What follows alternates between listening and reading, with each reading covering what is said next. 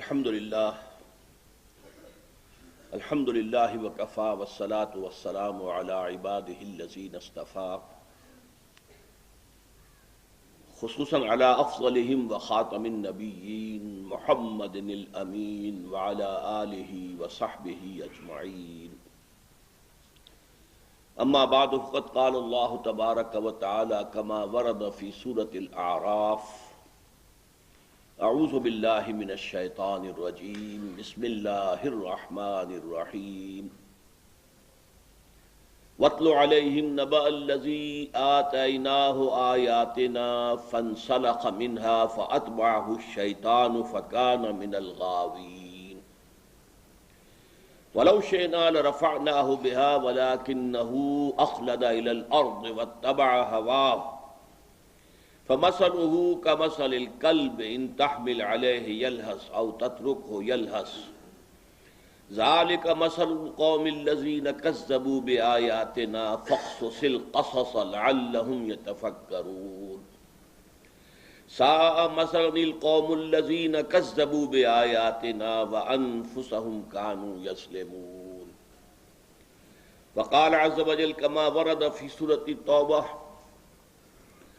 وَمِنْهُمْ مَنْ عَاهَدَ اللَّهَ لَئِنْ آتَانَا مِنْ فَضْلِهِ لَنَصَّدَّقَنَّ وَلَنَكُونَنَّ مِنَ الصَّالِحِينَ فَلَمَّا آتَاهُمْ مِنْ فَضْلِهِ بَخِلُوا بِهِ وَتَوَلَّوْا وَهُمْ مُعْرِضُونَ فَعَاقَبَهُمْ نِفَاقًا فِي قُلُوبِهِمْ إِلَى يَوْمِ يَلْقَوْنَهُ بِمَا أَخْلَفُوا اللَّهَ مَا وَعَدُوهُ وَبِمَا كَانُوا يَكْذِبُونَ وقال جل وعلا كما ورد في سورة يونس علیہ الصلاۃ والسلام فلولا كانت قرية آمنت فنفعها إيمانها إلا قوم يونس لما آمنوا كشفنا عذاب الخزي والحياة الدنيا في الحياة الدنيا ومتعناهم إلى حين صدق الله العظيم رب اشرح لي صدري ويسر لي امري واحلل عقدة من لساني يفقهوا قولي اللهم ربنا الهمنا رشدنا واعذنا من شرور انفسنا اللهم ارنا الحق حقا وارزقنا اتباعه وارنا الباطل باطلا وارزقنا اجتنابه آمین یا رب العالمین۔ پچھلے اتوار کو آپ کو یاد ہوگا کہ میں نے گفتگو کی تھی ایک عالمی سطح پر، بین الاقوامی سطح پر موجودہ عالمی حالات کیا ہیں اور ان کے پس منظر میں اسلام اور مسلمانوں کا مستقبل کیا ہے۔ اب آئیے آج کا میرا موضوع کیا ہے۔ یہ گویا کہ اب ہم گلوبل سیناریو سے نیچے اتر کر پاکستان پر اپنی توجہ فوکس کر رہے ہیں۔ آج کا عنوان اگر اخباری آپ کے نظر سے گزرا ہے وہ کیا ہے؟ کیا پاکستان کے خاتمے کی الٹی گنتی شروع ہو چکی ہے؟ الٹی گنتی آپ جانتے ہیں نا، کاؤنٹ ڈاؤن، 10 9 8 7 6 5 4 3 2 1، یعنی کہیں ریس شروع کرانی ہو، کہیں تیراکی کا مقابلہ شروع کرنا ہو تو اس طریقے سے، تاکہ 10 جب کہا جائے سمجھا جائے تیار ہو جاؤ، اور پھر یہ کہ ایک کے اوپر یہ سٹارٹ۔ اس طریقے سے کاؤنٹ ڈاؤن کیا واقعی شروع ہو چکا ہے، اور کیا اس سے نجات کا کوئی راستہ ابھی کھلا ہے؟ میرا جواب ان دونوں سوالوں کے جواب میں ہے ہاں، واقعتاً پاکستان کے خاتمے کی کاؤنٹ ڈاؤن شروع کی جا چکی ہے، اور واقعتاً ابھی تک کم سے کم ایک راستہ کھلا ہے۔ وہ کیا ہے وہ میں آپ کے سامنے رکھوں گا، لیکن ایک بات پہلے سمجھ لیجئے، کسی مملکت یا سلطنت کا ختم ہونے کے معنی یہ نہیں ہوتی کہ وہ زمین ختم ہو جائے، زمین آسمان میں چلی جائے یا زمین پاتال میں دھنس جائے، یہ نہیں ہوتا۔ سلطنتوں کے یا مملکتوں کے خاتمے کی دو شکلیں ہوتی ہیں۔ نمبر ایک یہ ہے کہ بلکنائزیشن ہو جائے، اس کے حصے بکھرے ہو جائے اور سابق نام نہ رہے، یعنی دنیا کے نقشے پر پھر اس نام سے کوئی خطہ نہ ہو۔ اور عجیب ہسٹوریکل فیکٹ ہے، ذہن میں رکھیے، اسے سمجھیے ان باتوں کو۔ پچھلی صدی جو تھی 20ویں صدی عیسوی، وہ اس اعتبار سے عجیب ہے، یونیک ہے۔ اس کے آغاز میں ایک عظیم سلطنت عثمانیہ بلکنائز ہوئی، ٹکڑے ٹکڑے ہوئی، حصے بکھرے ہوئے، اور سلطنت عثمانیہ کا نام دنیا میں ختم ہو گیا۔ اب نقشے میں آپ کو سلطنت عثمانیہ کا نام لکھا ہوا کہیں نظر نہیں آئے گا، حالانکہ گریٹ آٹومان امپائر جو گریٹ رومن امپائر کی طرح 3 بر اعظموں پر پھیلی ہوئی تھی، پورا شمالی افریقہ، پورا مغربی ایشیا، پورا مشرقی یورپ اس پر قبضہ تھا۔ یہ بلکنائزیشن ہوئی سلطنت عثمانیہ کی، حصے بکھرے ہوئے، لے دے کے ترکوں کے پاس ایک ملک رہ گیا چھوٹا سا ترکی، نام ختم ہو گیا۔ اب آپ کو نقشے پر کوئی ڈھونڈے سے بھی پتہ نہیں چلے گا کہ وہ سلطنت عثمانیہ کہاں ہوتی تھی۔ اور یہ کیا ہوا ہے، عجیب بات پھر میں کہہ رہا ہوں، یہ معاملہ ہوا ہے پچھلی صدی کے آغاز کے 20 سالوں کے اندر تقریباً دوسری دہائی کے خاتمے میں۔ اس کے برعکس پچھلی صدی کے آخری دو دہائیوں میں، اس کے قریب 1979-80 کے قریب، عظیم یو ایس ایس آر، عظیم دنیا کی ایک سپریم پاور ختم۔ آج دیکھیے دنیا میں کہیں یو ایس ایس آر کا نام لکھا ہوا کسی نقشے پہ نظر آتا ہے؟ یہ تو کوئی زیادہ پرانی بات نہیں ہے، 25 برس ہوئے ہیں ابھی، یو ایس ایس آر ختم، بلکنائزیشن، ٹکڑے ہو گئے، اور آج اب یو ایس ایس آر کا کوئی وجود نہیں۔ اسی طریقے سے سمجھ لیجئے کہ پاکستان کا بھی جو ہے امکان ہے کہ یہ صورتحال پیش آ جائے، لیکن مملکتوں کے ختم ہونے کی ایک دوسری شکل بھی ہے، وہ لکیر بھی برقرار رہے، نام بھی برقرار رہے، لیکن اس کی کوئی خود اختیاری نہ ہو، کوئی اس کے اندر سیلف ڈٹرمینیشن نہ ہو، کوئی اس میں اپنے اصولوں کے خلاف کھڑے ہونے کی طاقت نہ ہو، وہ کسی اور بڑی حکومت اور سلطنت کے تابع محمل کی شکل اختیار کر لے، یا اسے آپ کہیں کہ سیٹلائٹ بن جائے، یہ دوسری شکل ہے۔ اور پاکستان کے لیے اس کے مستقبل میں یہ امکان بھی ہے کہ پاکستان بھارت کا سیٹلائٹ بن کر رہ جائے، اور بھارت چاہے تو اس لکیروں کو قائم رکھے، چاہے تو حصے بکھرے کر دے۔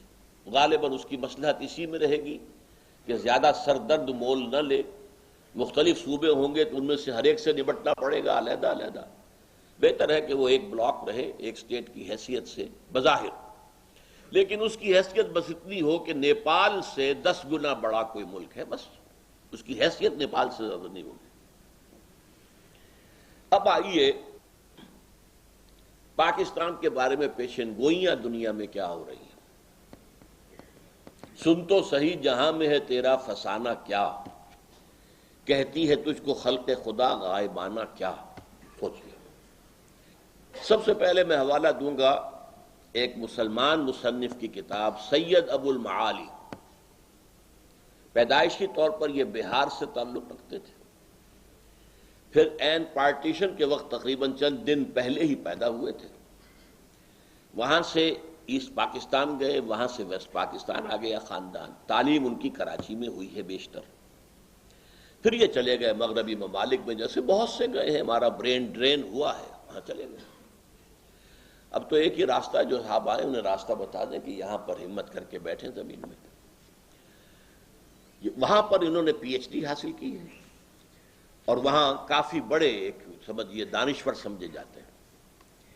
ان کی ایک کتاب ہے جو 1992 میں شائع ہوئی تھی، the twin eras of Pakistan, Pakistan کے جڑواں ادوار، سیاسی دور، فوجی دور، سیاسی دور، فوجی دور، سیاسی دور، فوجی دور، جیسے ٹوئن بچے ہوتے ہیں اسی طریقے سے ٹوئن ایرا آف پاکستان یہ کتاب کا نام ہے۔ یہ vantage press, Manhattan new York سے 1992 میں شائع ہوئی، پاکستان میں 1993 میں آئی۔ اس میں انہوں نے پیشن گوئی کی ہے، اور ظاہر بات ہے کہ یہ کوئی وحی تو نہیں ہے، نہ وحی کا دعویٰ کیا ہے۔ جو کچھ مغرب میں دانشور جو گفتگویں کرتے ہیں، جو وہاں کے انالسٹ جو ہیں، جو سیاسی پنڈت ہیں، وہ جو پیشین گوئیاں کرتے ہیں در حقیقت ان کا ایک مجموعی سمجھیے کہ تاثر انہوں نے اپنی کتاب میں دے دیا ہے، اور وہ یہ ہے کہ سن 2006 میں پاکستان 7 نہیں بلکہ 8 ٹکڑوں میں تقسیم ہو چکے گا۔ ان میں سے 3 تو ہوں گی انڈیپینڈنٹ سٹیٹس، بلکہ 4 انڈیپینڈنٹ سٹیٹس ہوں گی۔ خالص پاکستان سے تو 3 نکلیں گی، ایک ہوگی جو بھارت اور پاکستان سے حصے جوڑ کر بنائی جائے گی۔ جو خالص پاکستانی 3 ریاستیں ہوں گی وہ دی ریپبلک آف بلوچستان، پورا بلوچستان اس وقت کا اس میں شامل ہوگا، اور اس کا کہنا یہ ہے کہ یہ اس علاقے کی سب سے بڑی طاقت ہوگی، سب سے زیادہ ترقی یافتہ ہوگی، سب سے زیادہ خوشحال ہوگی، سب سے زیادہ انڈسٹریلائزڈ ہوگی۔ دوسرا کراچی اور حیدرآباد کو ملا کر ایک لیاقت پور یا لیاقت آباد اردو سپیکنگ لوگوں کا ایک جو ہے وہ صوبہ نہیں بلکہ اب ریاست بن جائے گی۔ اور تیسرے سندھو دیش، یعنی جو بھی سمندر پر بیٹھے ہوئے علاقے جن کا آؤٹ لیٹ سمندر پہ ہے وہ تو independent nations, independent countries, independent states بن جائے گی۔ اوپر جو ہے شمالی علاقہ جات جو ہمارے ہیں، گلگت ہنزا وغیرہ اور آزاد کشمیر، اور انڈیا کا مقبوضہ کشمیر جس کو ہم کہتے ہیں، جسے وہ آزاد کشمیر کہتے ہیں، ان کو جوڑ کر ایک کشمیری ریاست وجود میں آ جائے گی۔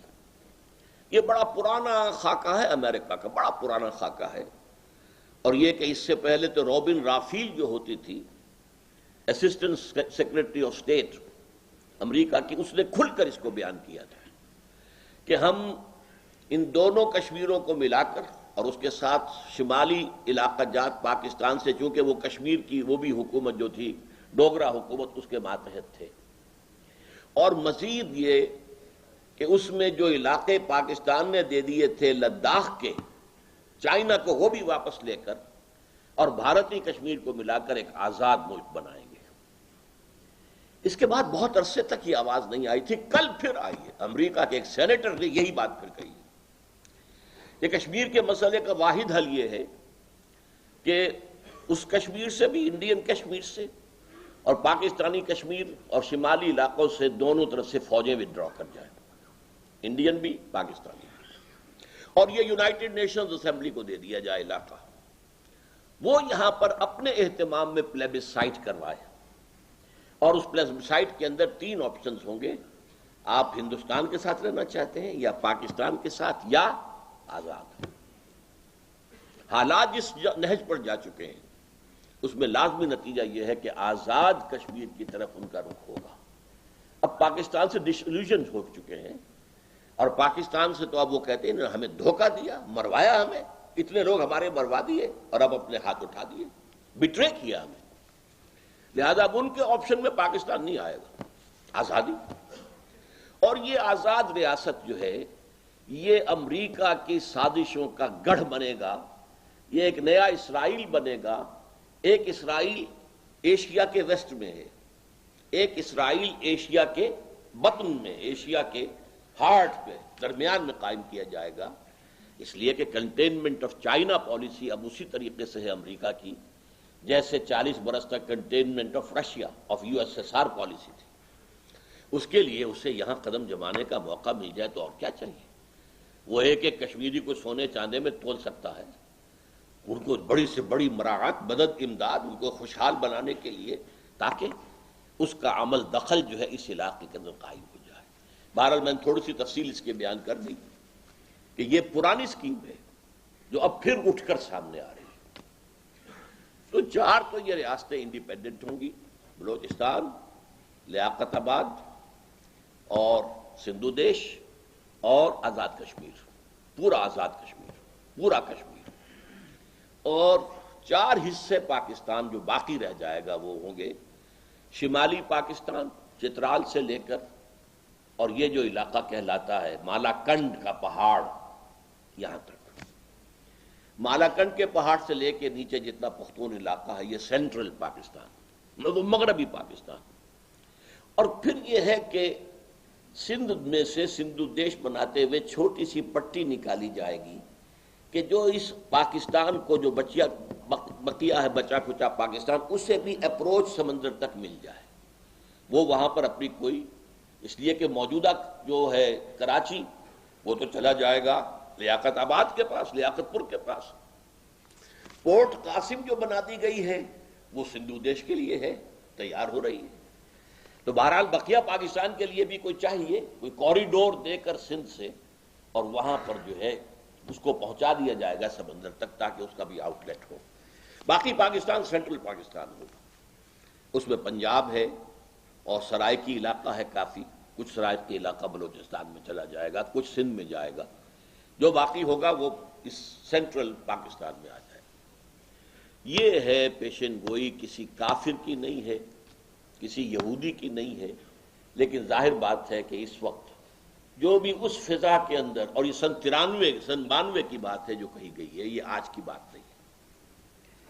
دوسری پیشن گوئی، یہ امریکہ کا سب سے اونچا تھنک ٹینک جو ہے، اور یہ امریکہ کی وزارت خارجہ کی پالیسی ونگ جو ہے اس کا تھنک ٹینک ہے۔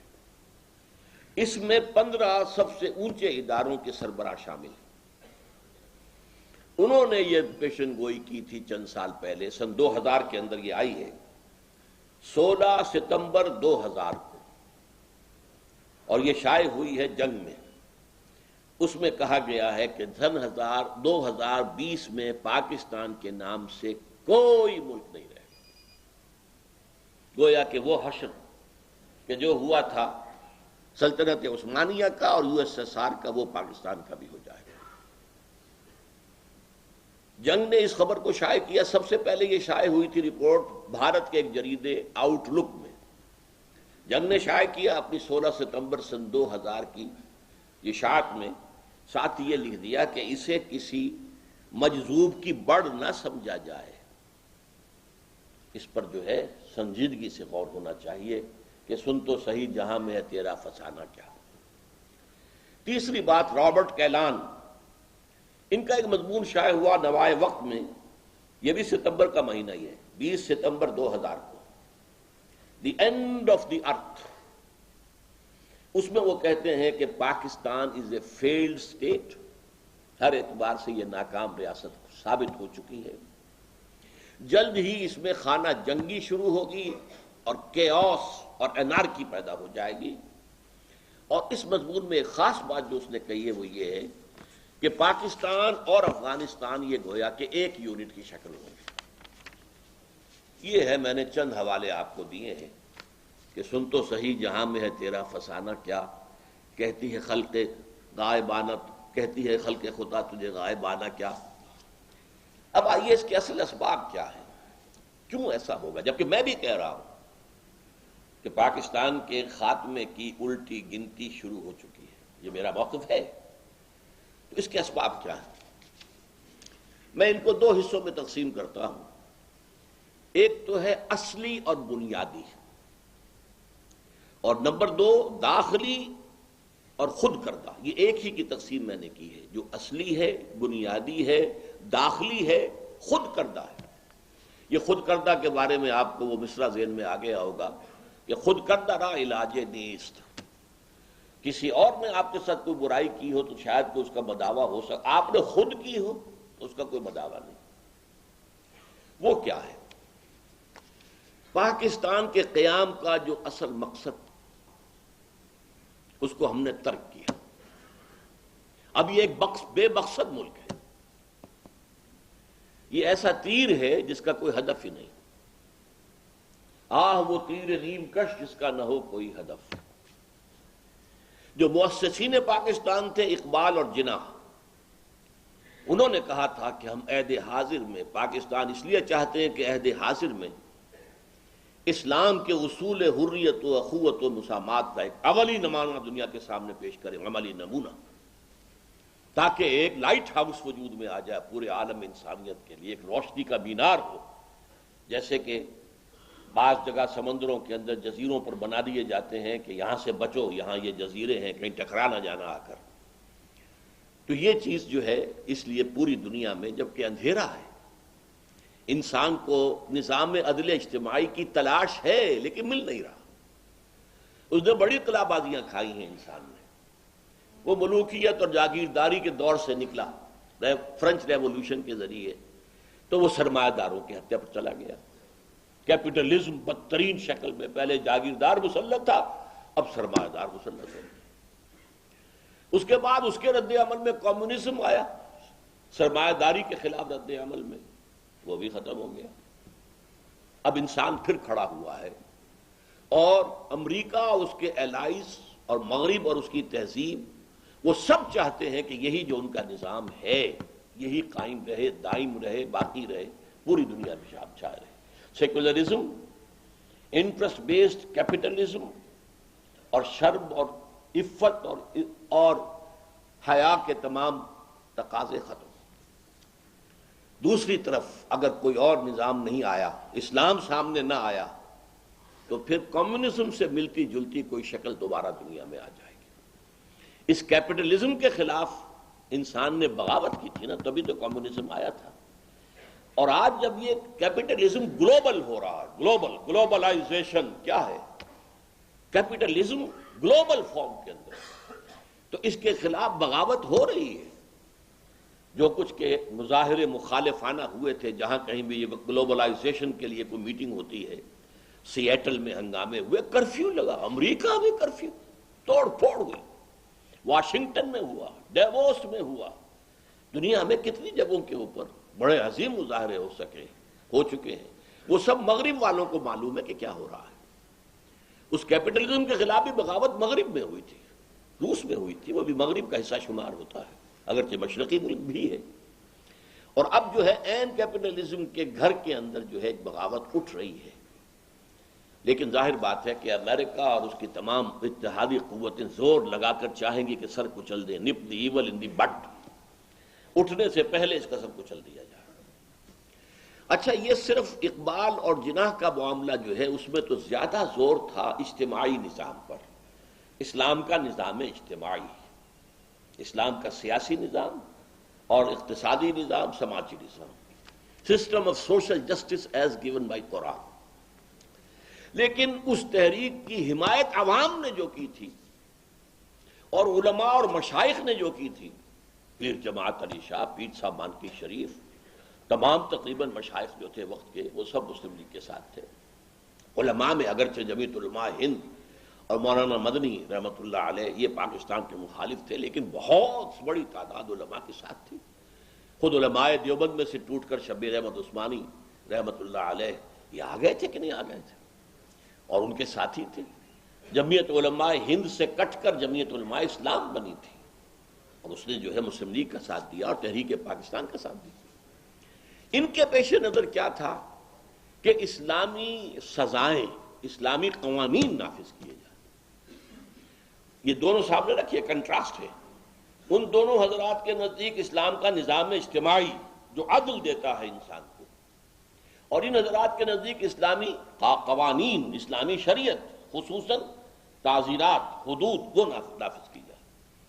لیکن ہوا کیا ہے، 56.5 سال گزر گئے اور ان میں سے کسی ایک جانب بھی کوئی پیش رفت نہیں. ایک حدود آرڈیننس جو ہے لولا لنگڑا وہ نافذ کیا تھا، اس کے خلاف بغاوت ہے ہمارے ہاں. اس کو ختم کرنے کے لیے آپ کا سارا ایلیٹ جو ہے، ساری خواتین، ویمن لب کی لیڈرز کھڑی ہو گئی ہیں کہ ختم کیا جائے. اور ویسے بھی وہ اس پورے معاشرے میں غیر مؤثر ہے، بالکل اس کی کوئی حیثیت نہیں. زکوٰۃ نافذ کی تو وہ سود میں سے کمیشن لے لیا، اللہ اللہ خیر چل رہا. زکوٰۃ تو بدنام ہو گئی، لیکن ہمارا دعویٰ یہ تھا کہ زکوٰۃ نافذ کر دی جائے تو سوشل سیکیورٹی کا مکمل نظام قائم کیا جا سکتا ہے، ہر شہری کی بنیادی ضروریات کو گارنٹی کیا جا سکتا ہے. سوشل سیکیورٹی کے جو نظام مغرب میں وہ سب مسلمانوں سے اخذ کیے گئے، زکوٰۃ کے نظام سے اخذ کیے گئے کہ ریاست کے ہر شہری کی بنیادی ضروریات کی کفالت حکومت کے ذمہ ہے. تم اگر کام کر رہے ہو، کسی مل میں کام کر رہے ہو دفتر، تو ٹھیک ہے، تم اپنے پاؤں پر کھڑے ہو. لیکن تمہیں کوئی جاب نہیں مل رہا ہے تو ٹھیک ہے، ہمارے ذمہ ہے، کم سے کم اتنا پیسہ تو تمہیں مل جائے گا جس سے کہ تم اپنا خرچ چلا سکو. مکان نہیں ہے تو تمہیں کوئی چابی دے دی جائے گی، جاؤ. جو انہوں نے بنائے ہوئے ہیں وہ پور ہاؤسز کی پوری، وہ جاؤ لے لو. یہ سارا نظام زکوٰۃ کے ذریعے، دعویٰ یہ تھا کہ ہو جائے گا، زکوٰۃ آ گئی لیکن وہ بھی لولی لنگڑی جھوٹی، اس لیے کہ یہ تو زکوٰۃ کا نظام تھا ہی نہیں، تو پولیٹیکل ایکسپلائٹیشن تھی ضیاء الحق کے ذریعے سے۔ اب اس کا نتیجہ کیا ہے؟ اس کے بھی دو نتیجے ہیں۔ ایک خالص عقلی اعتبار سے وہ کیا ہے کہ پاکستان اپنی وجہ جواز کھو چکا ہے۔ جو مثبت مقصد تھا اس کا، تو 56.5 سال کے اندر آپ نے ادھر پیش رفت نہیں کی تو اپنا وجہ جواز کھو چکا ہے۔ اسے فارسی کا بڑا پیارا لفظ ہے جو انگریزی میں بھی استعمال ہوتا ہے، ریزان دی عطو، لیکن وہ انگریزی میں ہم پڑھیں گے تو ریزان دی ایٹرے، کسی شے کے وجود کے لیے وجہ جواز۔ کوئی ہے تو کیوں ہے، ہم ہیں تو کیوں ہیں، وہ وجہ جواز پاکستان کھو چکا۔ اور ظاہر بات ہے کہ کوئی شے جب اپنی وجہ جواز کھو بیٹھے تو اب وہ ایک ایسی کشتی کے مانند ہے جس کا لنگر ہی نہیں، لہذا کوئی لہر آئے گی ادھر لے جائے گی، کوئی اس سے زوردار اور لہر آ جائے گی ادھر لے جائے گی۔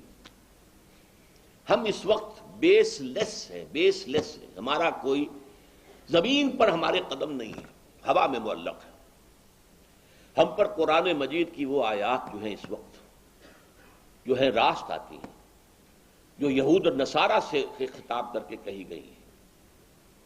قُلْ يَا أَهْلَ الْكِتَابِ لَسْتُمْ عَلَىٰ شَيْءٍ حَتَّىٰ تُقِیمُوا التَّوْرَاةَ وَالْإِنجِیلَ وَمَا أُنزِلَ إِلَیکُم مِّن رَّبِّکُم۔ اے نبی کہہ دیجئے، اے اہل کتاب، اے یہودیوں، اے عیسائیوں، لستم علی شیء، تم کسی شے پر قائم نہیں ہو، تمہاری کوئی بیس نہیں ہے، تمہاری کوئی بنیاد نہیں ہے، تمہاری کوئی جڑ نہیں ہے، جب تک کہ تم تورات اور انجیل اور جو کچھ تم پر نازل کیا گیا، چونکہ اور بھی صحیفے ہیں نبیوں کے، زبور بھی ہے، تو تورات اور انجیل کے ساتھ وما انزل الیکم من ربکم، اور دوسرے انبیاء بنی اسرائیل پر جو کچھ نازل کیا ہم نے اسے قائم نہیں کرتے، تو تمہاری کوئی بنیاد ہی نہیں۔ اس کو میں یوں بھی کہا کرتا ہوں کہ تمہارا منہ ہی نہیں کہ ہم سے دعا کرو، تمہاری دعا تمہارے منہ پر دے ماری جائے گی۔ کس منہ سے دعا کرتے ہو؟ تم نے ہمارا قانون، ہماری ہدایت جو ہم نے دی تھی اسے تو نافذ کیا ہی نہیں۔ لستم علی شیء۔ پاکستان کی اس وقت صورتحال یہ ہے، بیضاء دی عطو، ختم۔ نمبر 2، مذہبی اعتبار سے جب میں اس کو بیان کروں گا تو وہ یہ ہے کہ اللہ تعالی سے ہم نے وعدہ خلافی کی۔ ہم سے کہا تھا، اے اللہ ہمیں انگریز اور ہندو کی دوہری غلامی سے نجات دے۔ انگریز کی غلامی بھی ہم پر تھی، ہندو کی بھی تھی، ہندو کی معاشی غلامی میں ہم مبتلا تھے۔ ہندو بنیا ایک گاؤں میں بیٹھا ہوا ہے اور وہ سود پر رقمیں دے رہا ہے اور مسلمانوں کی زمینداروں کی زمینیں ہتھیا رہا ہے۔ یہ سارا کام، پورا کاروبار، پوری انڈسٹری ہندوستان میں ہندوؤں کے ہاتھ میں تھی، مسلمانوں کی کہاں تھی۔ لوگ پاکستان کی برکات جب بیان کرتے ہیں بہت سے دانشور تو کہتے ہیں کہ نہیں، پوری انارکلی بازار کے اندر ایک دکان تھی مسلمان کی، پوری انارکلی میں، جبکہ آبادی میں مسلمانوں کی اکثریت۔ تو یہ حال، ہمارے اوپر 2 غلامیاں مسلط تھیں۔ ایک غلامی انگریز کی، وہ تھی عسکری، سیاسی، ریاستی غلامی، اور ایک تھی ہندو کی، یہاں تک کہ سماجی غلامی ہندو کی۔ ہندوؤں کے رسوم و رواج، ہندوؤں کے تہوار یہ ہم مناتے تھے، آج بھی مناتے ہیں۔ تو اے اللہ دعائیں تھی۔ میں چونکہ خود عینی شاہد ہوں، میں نے مسلم اسٹوڈنٹ فیڈریشن کے ایک کارکن اور ایک رہنما بھی آپ کہہ سکتے ہیں، اس لیے کہ میں حصار ڈسٹرکٹ مسلم اسٹوڈنٹ فیڈریشن کا جنرل سیکریٹری تھا، ہائی اسکول اسٹوڈنٹ کی حیثیت سے۔ وہاں فیڈریشن تھی ہی صرف ہائی اسکول کے اسٹوڈنٹس کی، اس لیے کہ کالج تو کوئی پورے ضلع میں تھا ہی نہیں، نو گورنمنٹ کالج۔ ایک کالج تھا بھیوانی، ایک قصبے میں ہندو، جو سیٹھوں کا قصبہ تھا، اس میں ہندو کالج تھا بس۔ باقی ہائی اسکول کی مسلم اسٹوڈنٹ فیڈریشن تھی، اس کا میں جنرل سیکریٹری تھا، حصار ڈسٹرکٹ مسلم اسٹوڈنٹ فیڈریشن۔ ہم نے جلوس نکالے، نعرے لگائے، پاکستان کا مطلب کیا، لا الہ الا اللہ۔ ہم نے دعائیں مانگی جمعوں کے اجتماعات میں، عیدین کے اجتماع میں، اے اللہ ہمیں انگریز اور ہندو کی دوہری غلامی سے نجات دے تاکہ تیرے دین کا بول بالا کرے، تیرے نبی کا دیا ہوا نظام قائم کرے۔ ہم نے پاکستان، اللہ نے تو وعدہ پورا کر دیا، اور وہ آیت جو ہے سورہ اعراف کی ہے، حضرت موسیٰ سے جب کہا تھا کچھ لوگوں نے، اسرائیلیوں نے، اے موسیٰ آپ کے آنے سے پہلے بھی ہمیں ستایا جاتا تھا، آپ کے آنے کے بعد بھی ستایا جاتا ہے، ہماری حالت میں تو کوئی فرق نہیں آیا آپ کے آنے سے۔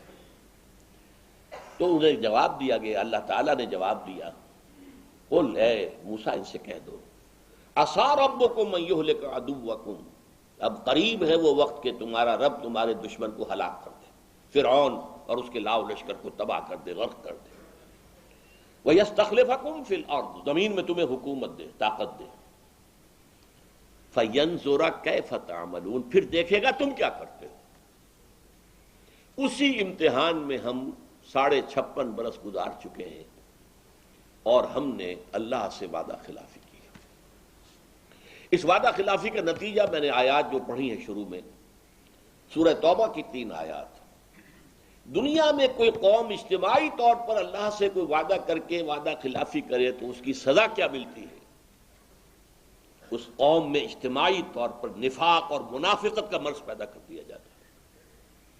نفاق اور منافقت جو کفر سے بھی زیادہ ناپسند ہے اللہ، ان المنافقین فی الدرک الاسفل من النار، منافقین جو ہے وہ جہنم کے سب سے نچلے درجے میں ہوں گے، جس کے لیے کہ حضور کی شفاعت سے انہیں محروم کیا گیا۔ استغفر لہم او لا تستغفر لہم لن یغفر اللہ لہم، آپ چاہیں استغفار کریں ان کے لیے، چاہے نہ کریں۔ اور سورہ توبہ میں تو ہے ان تستغفر لہم 70 مرۃ، آپ 70 مرتبہ بھی استغفار کریں گے تب بھی ہم معاف نہیں کریں گے۔ وہ ہے منافق۔ چنانچہ ان آیات میں کیا کہا گیا، میں نے بارہا اس کو بیان کیا ہے، وَمِنْهُمْ مَنْ عَاهَدَ اللَّهُ، مدینے کے منافقوں میں ایک قسم ان کی ہے جنہوں نے اللہ سے ایک عہد کیا تھا، لَئِنْ آتَانَا مِنْ فَضْلِهِ، اگر اللہ ہمیں اپنے فضل سے نواز دے گا، غنی کر دے گا، دولت مند کر دے گا، لَنَصَّدَّقَنَّ، خوب صدقہ خیرات کریں گے، وَلَنَكُونَنَّ مِنَ الصَّالِحِينَ، اور ہم نیک لوگوں میں سے ہو جائیں۔ فَلَمَّا آتَاهُم مِّن فَضْلِهِ، جب اللہ نے انہیں اپنے فضل سے نواز دیا، بَخِلُوا بِهِ، اب بخل سے کام لیا، تجوریوں کے دروازے مقفل، بخلوا بہی، اور انہوں نے اللہ سے اعراض کیا۔ اس لیے اللہ تعالی نے فعاقبہم نفاقا فی قلوبہم، اللہ نے ان کے دلوں میں نفاق کی بیماری پیدا کر دی، الی یوم یلقونہ، یہ خطرناک ترین الفاظ ہیں اس سورت کے۔ وہ نفاق قیامت کے دن تک قائم رہے گا، برقرار رہے گا، نکلے گا نہیں۔ یہ اللہ جب یہ میں پڑھتا ہوں، حال عام طور پہ میں رک جاتا ہوں، یہ الفاظ ادا نہیں کیا کرتا، عاقبہم نفاقا فی قلوبہم پہ بات ختم کر دیتے، اس کے آگے کے الفاظ لرزہ طاری کرتے ہیں، الی یوم یلقونہ، اس دن تک جو ملاقات کا دن ہوگا قیامت کا، اس وقت تک نفاق یہ رہے گا، بما اخلف اللہ ما وعدوہ، بسبب اس خلاف ورزی کے جو انہوں نے اللہ سے وعدہ کیا ہوا اور اس میں خلاف ورزی کی، وبما کانوا یکسبون، اور وہ جو جھوٹ بولتے رہے کہ ہم ایسا کریں۔ تو پاکستانی قوم اس وقت اس اعتبار سے اجتماعی منافقت کا شکار ہے۔ کچھ افراد ہیں جو لگے ہوئے ہیں، کوشش میں رہے اور ہیں اب بھی، کہ یہ قوم جو ہے بھٹکی ہوئی اپنی راہ، اپنی منزل کو دوبارہ یاد کر لے۔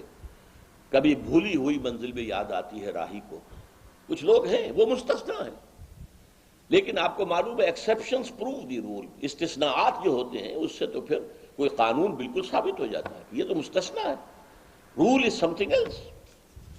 وہ رول کیا ہے؟ آج ہم بحیثیت مجموعی دنیا کی منافق ترین قوم، 3 قسم کے نفاق آپ کے ہاں آ چکے ہیں۔ نفاق قومی، پہلے ہم ایک قوم تھے ہندو کے مقابلے میں، ایک قوم، 2 قومی نظریہ، ہندو ایک قوم، ہم دوسری قوم۔ آج ہم نفاق باہمی میں قومیتوں میں تحلیل ہو گئے، اب قومیت ہے، 4 تو شروع سے تھی، پنجابی، پٹھان، بلوچی، سندھی، اس میں اضافہ ہوا ہے، سرائکی قومیت وہ بھی مدعی ہے، ہماری علیحدہ قومیت ہے۔ یہ نفاق باہمی ہے۔ نفاق کردار، جھوٹ، وعدہ خلافی اور خیانت۔ حضور نے فرمایا آیت المنافق ثلاث، 3 نشانیاں ہیں منافق کی۔ دوسری حدیث میں آتا ہے وَإِن صَامَ وَصَلَّى وَزَعَمَ أَنَّهُ مُسْلِمٌ، جس میں یہ تین صفات ہیں، وہ چاہے نماز پڑھتا ہو، روزہ رکھتا ہو اور اپنے آپ کو مسلمان سمجھتا ہو، لیکن وہ منافق ہے۔ اب وہ تین علامتیں کیا ہیں؟ جب بولے جھوٹ بولے، جب وعدہ کرے خلاف ورزی کرے، کہیں امین بنایا جائے تو خیانت کرے۔ یہ تینوں چیزیں ہمارے ہاں عوامی سطح پر جس طرح ہیں وہ تو سب کو معلوم ہے، لیکن جو زیادہ قابل توجہ قابل حذر بات ہے وہ کیا ہے کہ ہمارے ہاں جو جتنا اونچا ہے اتنا ہی جھوٹا، اتنا ہی وعدہ خلاف اور اتنا ہی بڑا خائن ہے۔ اربوں کی خیانتیں ہوتی ہیں، اب وہ سینکڑوں ہزاروں والی بات تو ختم ہو گئی۔ غبن غبن در غبن، اس نفاق کے ہم اس وقت مریض ہیں۔ اسی کا ایک اور نقشہ، اس کے نتیجہ یہ ہو سکتا ہے جیسا کہ میں نے کہا کہ اللہ کا عذاب ادنا کی شکل میں آ چکا ہے 1971 میں، زبردست شکست۔ 93,000 ہمارے قیدی ہندوستان کے پاس گئے، پاکستان 2 لخت ہو گیا، بدترین شرمناک شکست۔ ہمارے ٹائیگر جنرل نے اپنا پستول پیش کیا۔ یہ ہے عذاب ادنا۔ قرآن مجید میں سورہ سجدہ میں آیت ہے وَلَنُذِيقَنَّهُم مِّنَ الْعَذَابِ الْأَدْنَىٰ دُونَ الْعَذَابِ الْأَكْبَرِ، ہم انہیں مزہ چکھائیں گے چھوٹے عذاب کا بڑے عذاب سے پہلے۔ چھوٹا عذاب کیا ہے؟ یہ جو اللہ ذرا جھنجھوڑنے کے لیے، بیدار کرنے کے لیے شاید جاگ جائیں، کبھی قحط آ گیا، کبھی کچھ اور آ گیا، کبھی سیلاب آ گیا، اللہ کی طرف متوجہ ہو۔ لیکن یہ کہ ہم نے اس عذاب ادنا جو حادثہ تھا اس سے کوئی سبق حاصل نہیں کیا۔ پھر عذاب اکبر ہے جو اب سر پر کھڑا ہوا ہے، اور عذاب اکبر دنیا میں، ایک تو آخرت کا عذاب ہے۔ دنیا میں عذاب اکبر کیا ہوتا ہے؟ کسی قوم کو جڑ سے اکھاڑ پھینکا جائے، جو دنیا میں آتا رہا ہے قوموں کے اوپر، قوم نوح پر، قوم ہود پر، قوم صالح پر۔ یہ کون سا عذاب تھا؟ فَقُطِعَ دَابِرُ الْقَوْمِ الَّذِينَ كَفَرُوا، ان کی جڑ کاٹ دی گئی۔ جڑ اگر رہے تو پھر دوبارہ وہ پودا اگ سکتا ہے، جڑ سے اکھاڑ دیا جائے تو اب پودے کے دوبارہ اگنے کا کوئی امکان نہیں۔ یہ بھی الفاظ آئے ہیں لا یرا الا مساکنہم، کہ اب ان کے مسکنوں کے سوا کچھ نظر نہیں آتا۔ قوم سمود کے جا کر وہ محل دیکھ لیجئے جو انہوں نے چٹانیں تراش تراش کر بنائے تھے، ان میں رہنے والا تو کوئی نہیں۔ اور یہ الفاظ بھی آئے ہیں کہ جیسے وہ کبھی آباد ہی نہیں، کَأَلَّمْ یَغْنَوْا فِیہا، کوئی تھا ہی نہیں۔ نسیم منسیہ، وہ عذاب ہے اکبر۔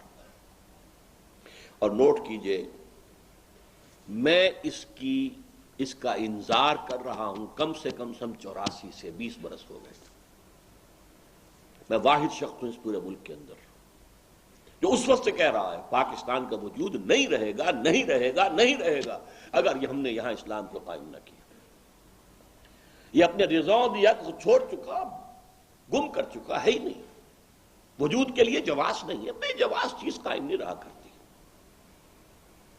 لہذا میں نے اس وقت کتاب لکھی تھی استحکام پاکستان، اب بھی موقع ہے اسے مستحکم کر لو، اور استحکام اسی سے آئے گا یہاں اسلامی انقلاب آئے، اسلام کا نظام عدل اجتماعی بھی قائم کیا جائے، اسلامی شریعت اور قوانین بھی نافذ کی جائے۔ پھر میں نے لکھی تھی اسی کا دوسرا حصہ استحکام پاکستان اور مسئلہ سندھ، اور اس میں یہ الفاظ ہیں موٹے حروف میں شروع میں لکھے ہوئے کہ ایک ہی سن تھا، سن 92-93 ہجری، 712-13 عیسوی، ایک اس میں اسلام سندھ میں داخل ہوا محمد ابن قاسم کے ذریعے۔ اسی سن میں اسلام یورپ میں داخل ہوا طارق ابن زیاد کے ذریعے، ایک ہی سن سائملٹینیس۔ اسپین میں اسلام اور مسلمانوں کا نام و نشان ختم ہوئے 500 برس سے زائد ہو گئے۔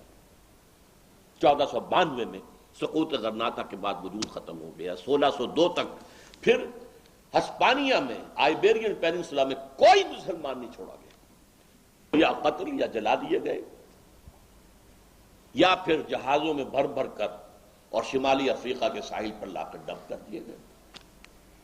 تو میں نے لکھا کیا یہی تاریخ ہندوستان میں بھی دہرائی جانے والی ہے؟ یہ میری سن 84-85 کی بات ہے۔ اور مجھے یاد آتا ہے کہ جب ہماری جو سابقہ امت تھی بنی اسرائیل، جب ان پر پہلا عظیم ترین عذاب آنے والا تھا نبوکدنضر کے ہاتھوں، جس میں حضرت سلیمان کا بنایا ہوا معبد مسجد اقصی اصل وہ تھی جس کو کہ مسمار کر دیا گیا، 2 اینٹیں بھی سلامت نہیں رہی، 6 لاکھ یہودی آن دی اسپاٹ قتل کیے گئے، اور 6 لاکھ کو وہ ہانک کر لے گیا، اس کو وہ کہتے ہیں ایرا آف کیپٹیوٹی۔ 100 سال تک وہ بیبیلونیا اس وقت عراق کو کہتے تھے۔ نبوکدنضر جو ہے وہ ایک طرح کا نمرود تھا، عراق کے بادشاہوں کو نمرود کہتے تھے، جیسے مصر کے بادشاہ فرعون کہلاتے تھے۔ تو وہاں نمرود جو ہے ان کو لے گئے، وہاں وہ 100 برس تک کیپٹیوٹی میں رہے۔ جب یہ صدا آنے والی تھی اس وقت جو بنی اسرائیل کے انبیاء تھے، یشعیاہ علیہ السلام، یرمیاہ علیہ السلام، حزقیل علیہ السلام، یہ انذار کرتے رہے کہتے رہے دیکھو درخت کی جڑ پر کلہاڑا رکھا جا چکا ہے۔ یہ میں غور کرتا رہا، کلہاڑا تو گرتا ہے، رکھا تو نہیں جاتا۔ لیکن بعد میں سمجھ میں آ گیا، آپ نے دیکھا ہوگا کہ چاہے لکڑی پھاڑنے والا ہے، چاہے کوئی اور، چاہے جلاد، پہلے وہ اپنا جو ہے اس گردن پر رکھتا ہے، یعنی یہ کہ مجھے یہاں ضرب لگانی ہے، معین کرتا ہے، پھر اٹھا کر مارتا۔ کلہاڑے کو بھی پہلے اس لکڑی کے اوپر رکھے گا کہ یہ جگہ ہے جہاں پر کہ مجھے اب جسے ایم کرنا ہے اپنے، پھر اٹھا کر مارتا۔ تو جب درخت کی جڑ پر کلہاڑا رکھا جا چکا ہے، ہوش میں آ جاؤ، جاگ جاؤ۔ لیکن یہی ہے مرنے والی امتوں کا عالم پیری، کسی کے کان پر جوں نہیں رہیں گی۔ اور صورت کیا بن گئی، حال ہی کے الفاظ سنا رہا ہوں۔ کسی نے یہ بقرات سے جا کے پوچھا، مرض تیرے نزدیک مہلک ہیں کیا کیا؟ کہا دکھ جہاں میں نہیں کوئی ایسا کہ جس کی دوا حق نے کی ہو نہ پیدا۔ اور یہ حدیث نبی ہے، ما انزل اللہ من دائن الا انزل لہ دواء۔ اللہ نے کوئی مرض ایسا پیدا نہیں کیا جس کی دوا نہ اتاری ہو، مگر وہ مرض جسے آسان سمجھیں، کہے جو طبیب اس کو ہذیان سمجھے۔ یہی حال دنیا میں اس قوم کا ہے، بھنور میں جہاز آ کے جس کا پھنسا ہے، کنارہ ہے دور اور طوفان بپا ہے، گما ہے یہ ہر دم کہ اب ڈوبتا ہے، نہیں لیتے کروٹ مگر اہل کشتی، پڑے سوتے ہیں بے خبر اہل کشتی۔ یہ انداز ہے ہمارا، اور قرآن مجید میں اس کا جو نقشہ کھینچا گیا ہے، وہ جو میں نے پہلی آیات آپ کو سنائی تھی آج، ایک شخص کا ذکر کیا قرآن نے، وَاتْلُ عَلَيْهِمْ نَبَأَ الَّذِي آتَيْنَاهُ آيَاتِنَا۔ اے نبی ان کو ذرا اس شخص کا واقعہ سنا دیجئے جسے ہم نے اپنی آیات عطا کی تھی۔ بعض لوگوں نے ترجمہ کیا آیات کا علم، نہیں، یہ غلط ہے۔ آیات جو ہے معجزوں کو بھی کہتے ہیں، آیات کرامات کو بھی کہتے ہیں، اس لیے کہ نبیوں کے لیے معجزہ ہوتا ہے، خرق عادت، اور غیر نبی کے لیے، اولیاء اللہ کے لیے کرامات ہوتی ہیں۔ تو کوئی صاحب کرامت بزرگ تھا، بہت بڑا جو ہے، کوئی عالم بھی تھا، کوئی روحانی شخصیت بھی تھی، ہم نے اسے اپنی آیات عطا کی، فانسلخ منہا، ان میں سے نکل بھاگا، اپنے اس مقام کو چھوڑ دیا۔ اس کا ذکر آتا ہے تورات میں کہ ایک عورت کے چکر میں پھنس کر پھر اس کی ساری نیکی، سارا تقوی، سارا زہد ختم۔ فَأَتْبَعَهُ الشَّيْطَانُ، تو اب شیطان اس کے پیچھے لگ گیا۔ بڑا اہم جگہ ہے یہ، پہلے انسان خود غلط حرکت کرتا ہے، تب شیطان اس کے پیچھے لگتا ہے، پہلا فیصلہ اپنا ہوتا ہے۔ فَأَتْبَعَهُ الشَّيْطَانُ فَكَانَ مِنَ الْغَاوِينَ، پھر وہ ہو گیا بہت ہی گمراہ لوگوں میں۔ وَلَوْ شِئْنَا لَرَفَعْنَاهُ بِهَا، اگر ہم چاہتے تو اسے اور بلندی عطا کرتے، وَلَكِنَّهُ أَخْلَدَ إِلَى الْأَرْضِ، مگر وہ تو زمین میں دھستا چلا گیا۔ اس کے کیا معنی؟ وَاتَّبَعَ هَوَاهُ، اپنی زمینی خواہشات کی حیوانی خواہشات کی پیروی کے اندر لگ گیا، فَمَثَلُهُ كَمَثَلِ الْكَلْبِ، تو اس کی مثال کتے کی سی ہے، ان تحمل علیہ یلہس او تترکہ یلہس، اس پر اگر آپ کو بوجھ لاد دیں گے تب بھی وہ ہانپے گا، اس کی زبان نکلی رہے گی اور جو ہے اس میں سے رال ٹپکتی رہے گی، اور اگر چھوڑ دو کوئی بوجھ نہ لادو تب بھی اس کا یہی حال رہے گا۔ اس کے اندر حرص اتنی زیادہ ہے کہ ہر وقت اس کی زبان لٹکی رہے گی باہر اور رال ٹپکتی رہے گی۔ اب فرمایا ذالک مثل القوم الذین کذبوا بآیاتنا، یہ تو ایک فرد کی ہم نے آپ کو مثال سنائی ہے، یہی مثال اس قوم کی ہے جو ہماری آیات کو جھٹلا دے۔ پاکستان ایک با کرامت ملک تھا، یہ ایک معجزہ تھا اللہ کا، اس کی کرامتیں میں ابھی آپ کو گنواؤں گا، اگرچہ یہ میرا مضمون ایسا ہے جو بہت دفعہ میں نے بیان کیا ہے۔ آخری آیت سا مثلا القوم الذین کذبوا، بری مثال ہے اس قوم کی جس نے ہماری آیات کو جھٹلایا، وانفسہم کانوا یظلمون، اور وہ اپنے اوپر ہی ظلم کرتے رہے، کسی اور کا کیا بگاڑ سکتے تھے۔ اب دیکھیے ہماری کرامات کیا تھیں پاکستان کی۔ پاکستان کی تمہید کے لیے نمبر ایک، اللہ تعالیٰ نے سلسلہ مجددین عرب سے منتقل کر کے ہندوستان میں لگا دیا۔ احمد سرہندی وہ ملک میں سرمایہ ملت کا نگہباں، ورنہ ہما اوسطی تصور کے اندر پاکستان ختم تھا، مسلمان ختم تھے انڈیا کے اندر، اور دین الہی تو دین الہی ہوتا، اسلام تھوڑا ہی ہوتا۔ نمبر دو، 20ویں صدی عیسوی میں جتنے اعاظم رجال ہندوستانی مسلمانوں میں پیدا ہوئے کہیں نہیں پیدا ہوئے۔ علامہ اقبال جیسا مفکر، مولانا مودودی جیسا مصنف، مولانا الیاس جیسا مبلغ، پوری دنیا میں ٹکر نہیں۔ نمبر تین، تحریک چلی خلافت کی تو صرف ہندوستان میں، حالانکہ خلافت اگر مسئلہ تھا تو پوری دنیا کے مسلمانوں کا تھا، کسی اور ملک کے مسلمانوں کے کانوں پہ جوں تک نہیں رینگی، اور یہاں ایسے زور سے چلی کہ ہندو گاندھی، مہاتما گاندھی کو اس میں شریک ہونا پڑا۔ بولی اماں محمد علی کی جان بیٹا خلافت پہ دے دو، ساتھ ہوں تیرے شوکت علی بھی، جان بیٹا خلافت پہ دے دو۔ ہندوستان گونج گیا۔ نمبر چار، آزادی کی تحریک چلی تو یہاں مذہب کو انووک کیا گیا۔ پوری دنیا میں مقامی نیشنلزم کی بنیاد پر تحریکیں چلی، ملے نیشنلزم انڈونیشیا اور ملائیشیا میں، عرب نیشنلزم عالم عرب، اسلام نہیں۔ ترک نیشنلزم سے ترکی کو بچایا مصطفیٰ کمال نے، سلطنت عثمانیہ ختم ہوئی لیکن ترکی کم سے کم رہ گیا، ورنہ اس کا نام و نشان ترکی کا مٹ جاتا۔ اتنا انتقام تھا یورپ والوں میں کہ انہوں نے ہم پر 400 برس تک حکومت کی ہے، پورا جو مشرقی یورپ تھا وہ ان کے تحت تھا۔ نمبر 5، پاکستان بنا ہے تو معجزہ، کیوں؟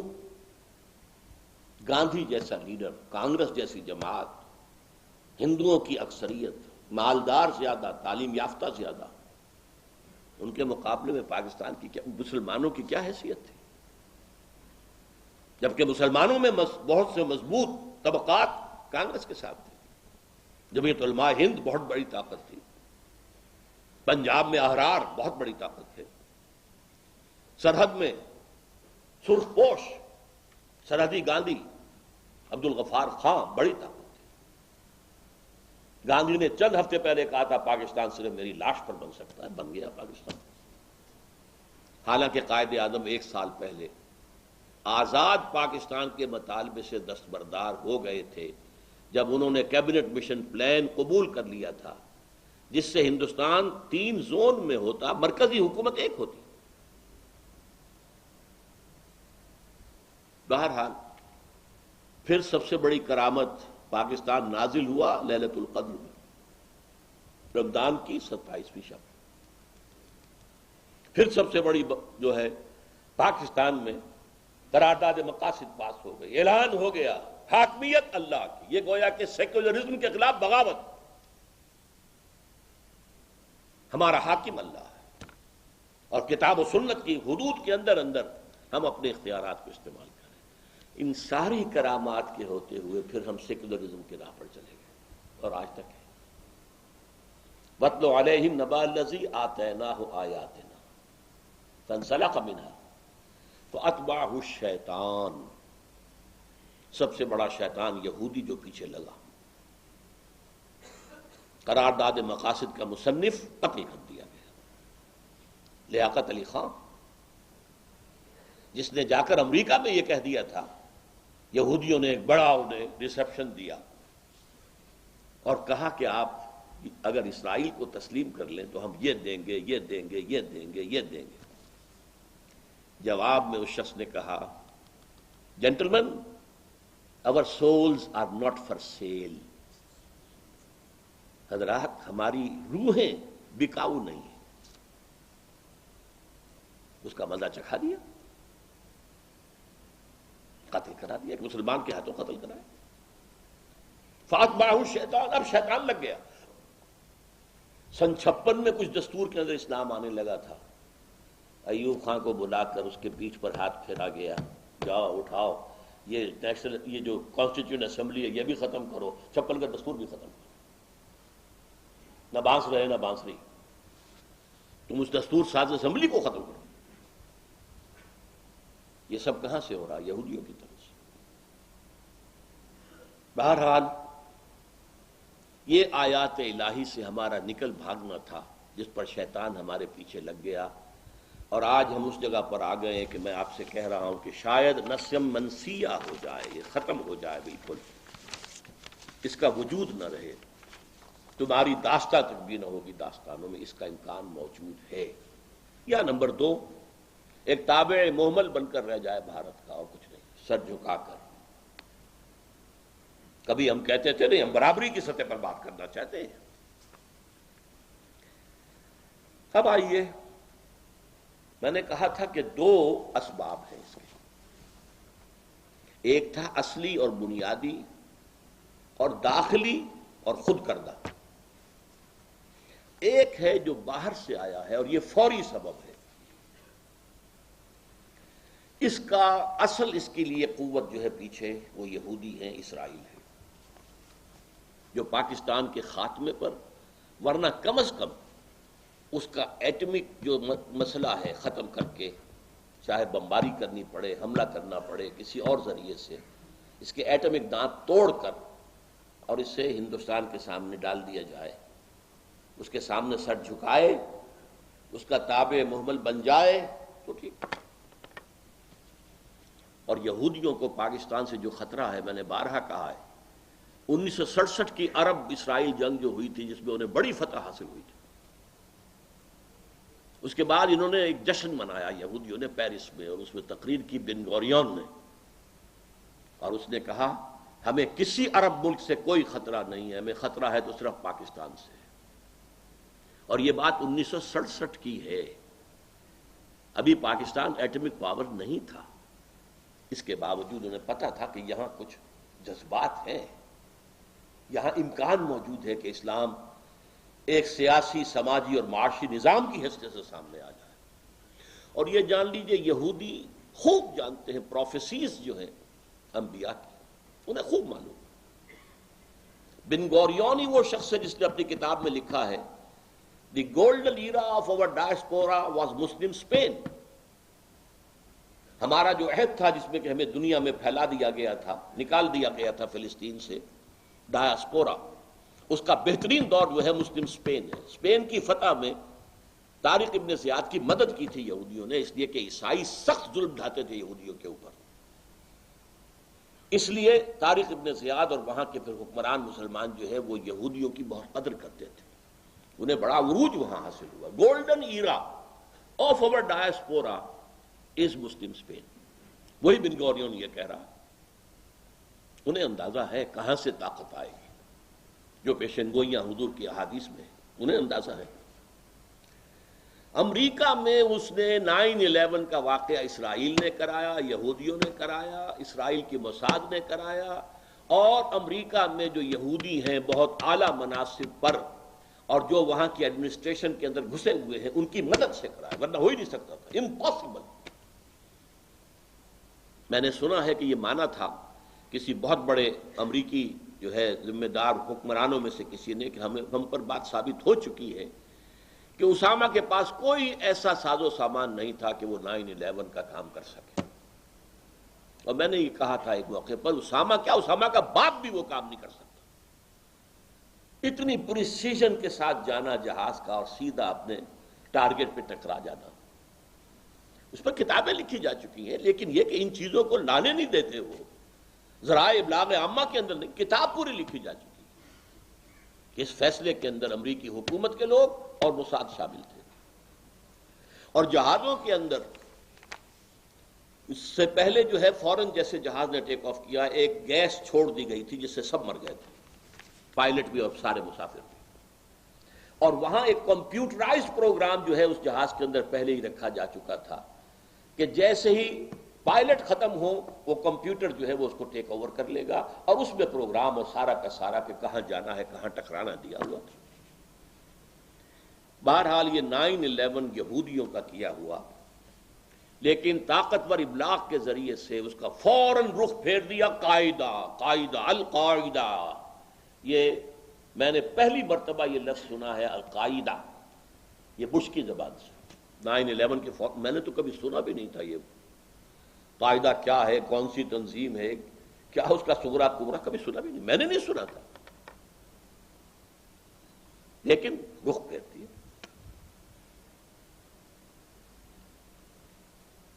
صدر پرویز مشرف صاحب نے، اب جو باتیں میں کہہ رہا ہوں ان میں سے بعض باتیں میں نے اپنے عید الاضحیٰ کے خطبے میں بھی کہی تھی، پرسوں جو جمعہ کا خطاب میں نے کیا اس میں بھی کہی ہیں، لیکن آج کے مضمون کو مکمل کرنے کے لیے مجھے انہیں کچھ اختصار کے ساتھ دہرانا پڑے گا۔ جنہیں تفصیل درکار ہو وہ میرا پرسوں کا جمعے کا کیسٹ وغیرہ لے کر پڑھ لیں۔ صدر مشرف صاحب نے جب 9/11 کا حادثہ پیش آ گیا اور ایک ہی ٹیلی فون پر وہ بتاشے کی طرح بیٹھ گئے، یو ٹرن لے لیا، دھمکی سے مر گیا کہ نہ باب نبرد تھا، لہذا نہ مرد نبرد تھا، دھمکی سے ڈر گیا۔ اس وقت انہوں نے کچھ اجلاس منعقد کیے تھے جیسے آج کل بھی کر رہے ہیں، آج کل ایک بڑا کنونشن ہوا ہے علماء کا بہت، ایک پھر چھوٹا اجلاس اور بلایا انہوں نے۔ اس وقت انہوں نے 16 ستمبر 5 دن بعد 16 ستمبر 2001 کو صبح کے وقت تو ایک کنونشن بلایا تھا صحافیوں کا، وفد، کنونشن نہیں کہنا چاہیے، اور آفٹرنون میں سپہر کو علماء و مشائخ کا۔ میں نہ علماء میں سے ہوں سکہ بند اور نہ میں مشائخ میں سے ہوں، لیکن مجھے پتہ نہیں کیسے بلا لیا، کچھ اللہ تعالیٰ کو کچھ کہلوانا تھا تو کوئی شکل پیدا کی۔ وہاں انہوں نے اصل میں ہی wanted to sell his idea, اپنی باتوں کا ہم خیال بنانے کے لیے کہ یہ لوگ وہ ہیں کہ جو اوپینین فارمنگ کے اندر جو ہے حصہ لیتے ہیں۔ میں نے وہاں سب لوگوں نے اپنی رائے دی صدر صاحب کی پہلی تقریر کے بعد، اور مجھے کچھ غصہ چڑھتا گیا کہ اگرچہ ایک حق بات تو سب نے کہی کہ جناب ابھی تک کوئی جرم ثابت نہیں ہوا ہے، نہ اسامہ کے خلاف اور نہ طالبان کے خلاف، تو بغیر جرم کے سزا دینا ثبوت کے یہ عدل و انصاف کے اصولوں کے خلاف ہے۔ کہا ذرا دبی زبان میں، اور اس کے ساتھ ہی کچھ لوگوں نے بڑا چاپلوسانہ انداز اختیار کیا، تو جیسے وہ چاپلوسانہ انداز میرے سامنے آیا مجھے وٹ چڑھنا شروع ہوا۔ اتفاق سے میں آخری تھا اس میں، اس لیے کہ میں صدر صاحب کے ساتھ کی کرسی پر بیٹھا ہوا تھا بائیں ہاتھ، دائیں ہاتھ سے انہوں نے شروع کیا تھا اوپینین لینا، تو ہوتے ہوتے آخر میں میری باری آئی۔ میں نے کہا دیکھیے صدر صاحب، اگر آپ نے اس وقت طالبان کے خلاف امریکہ کا اعلی کار بننا پسند کیا تو گن لیجئے 3 باتیں۔ اولاً یہ عدل و انصاف کے اصولوں سے بغاوت ہوگی، وہی بات جو سب نے کہی تھی کہ ابھی کوئی جرم ثابت نہیں ہے۔ عدل و انصاف کے خلاف ہے کہ سزا دی جائے بغیر جرم کے ثبوت کے۔ نمبر 2، یہ غیرت اور حمیت کے خلاف ہوگا۔ ہم نے ایک حکومت کو سپانسر کیا، طالبان کو پاکستان بے نظیر کے دور میں، اور بابر اس وقت جو تھے وزیر داخلہ، ان کے ذریعے سے سپانسر کیا گیا۔ امریکہ سپانسر کرنے والوں میں شامل ہے، اور ہم نے اس کو تسلیم کیا۔ اور ہمارے ہاں آج بھی سفارت خانہ موجود ہے، ملا ضعیف موجود ہیں، سفیر، اور صرف ایک دھمکی پر آپ ان سے پیٹھ پھیر لیں۔ آخر غیرت بھی کسی شے کا نام ہے۔ غیرت ہے عجب چیز جہاں تگ و دو میں، پہناتی ہے درویش کو تاج سر دارا۔ ہمارے حال یہ ہو گیا ہے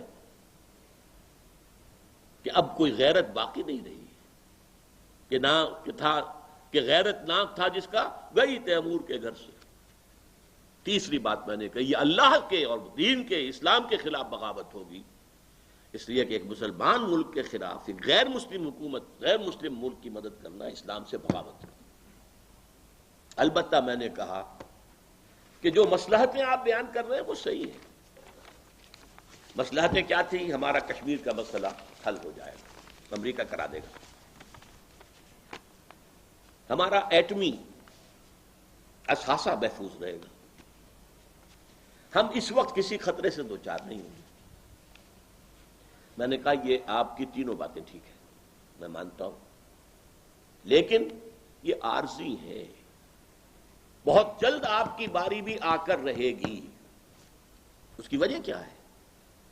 ان تمام واقعات کے پیچھے اصل سازش اسرائیل کی ہے، امریکہ کی نہیں ہے۔ یہ تو اسرائیل کی سازش ہے، اور اسرائیل کا سب سے بڑا ٹارگٹ پاکستان ہے۔ اسرائیلیوں کو توقع یہ تھی کہ امریکہ ایک دم جھپٹے گا افغانستان پر بھی، اور افغانستان کے سپورٹر پاکستان پر بھی۔ تو آپ کی باری آ کر رہے گی، یہ نہ سمجھیے کہ آپ بچ جائیں گے۔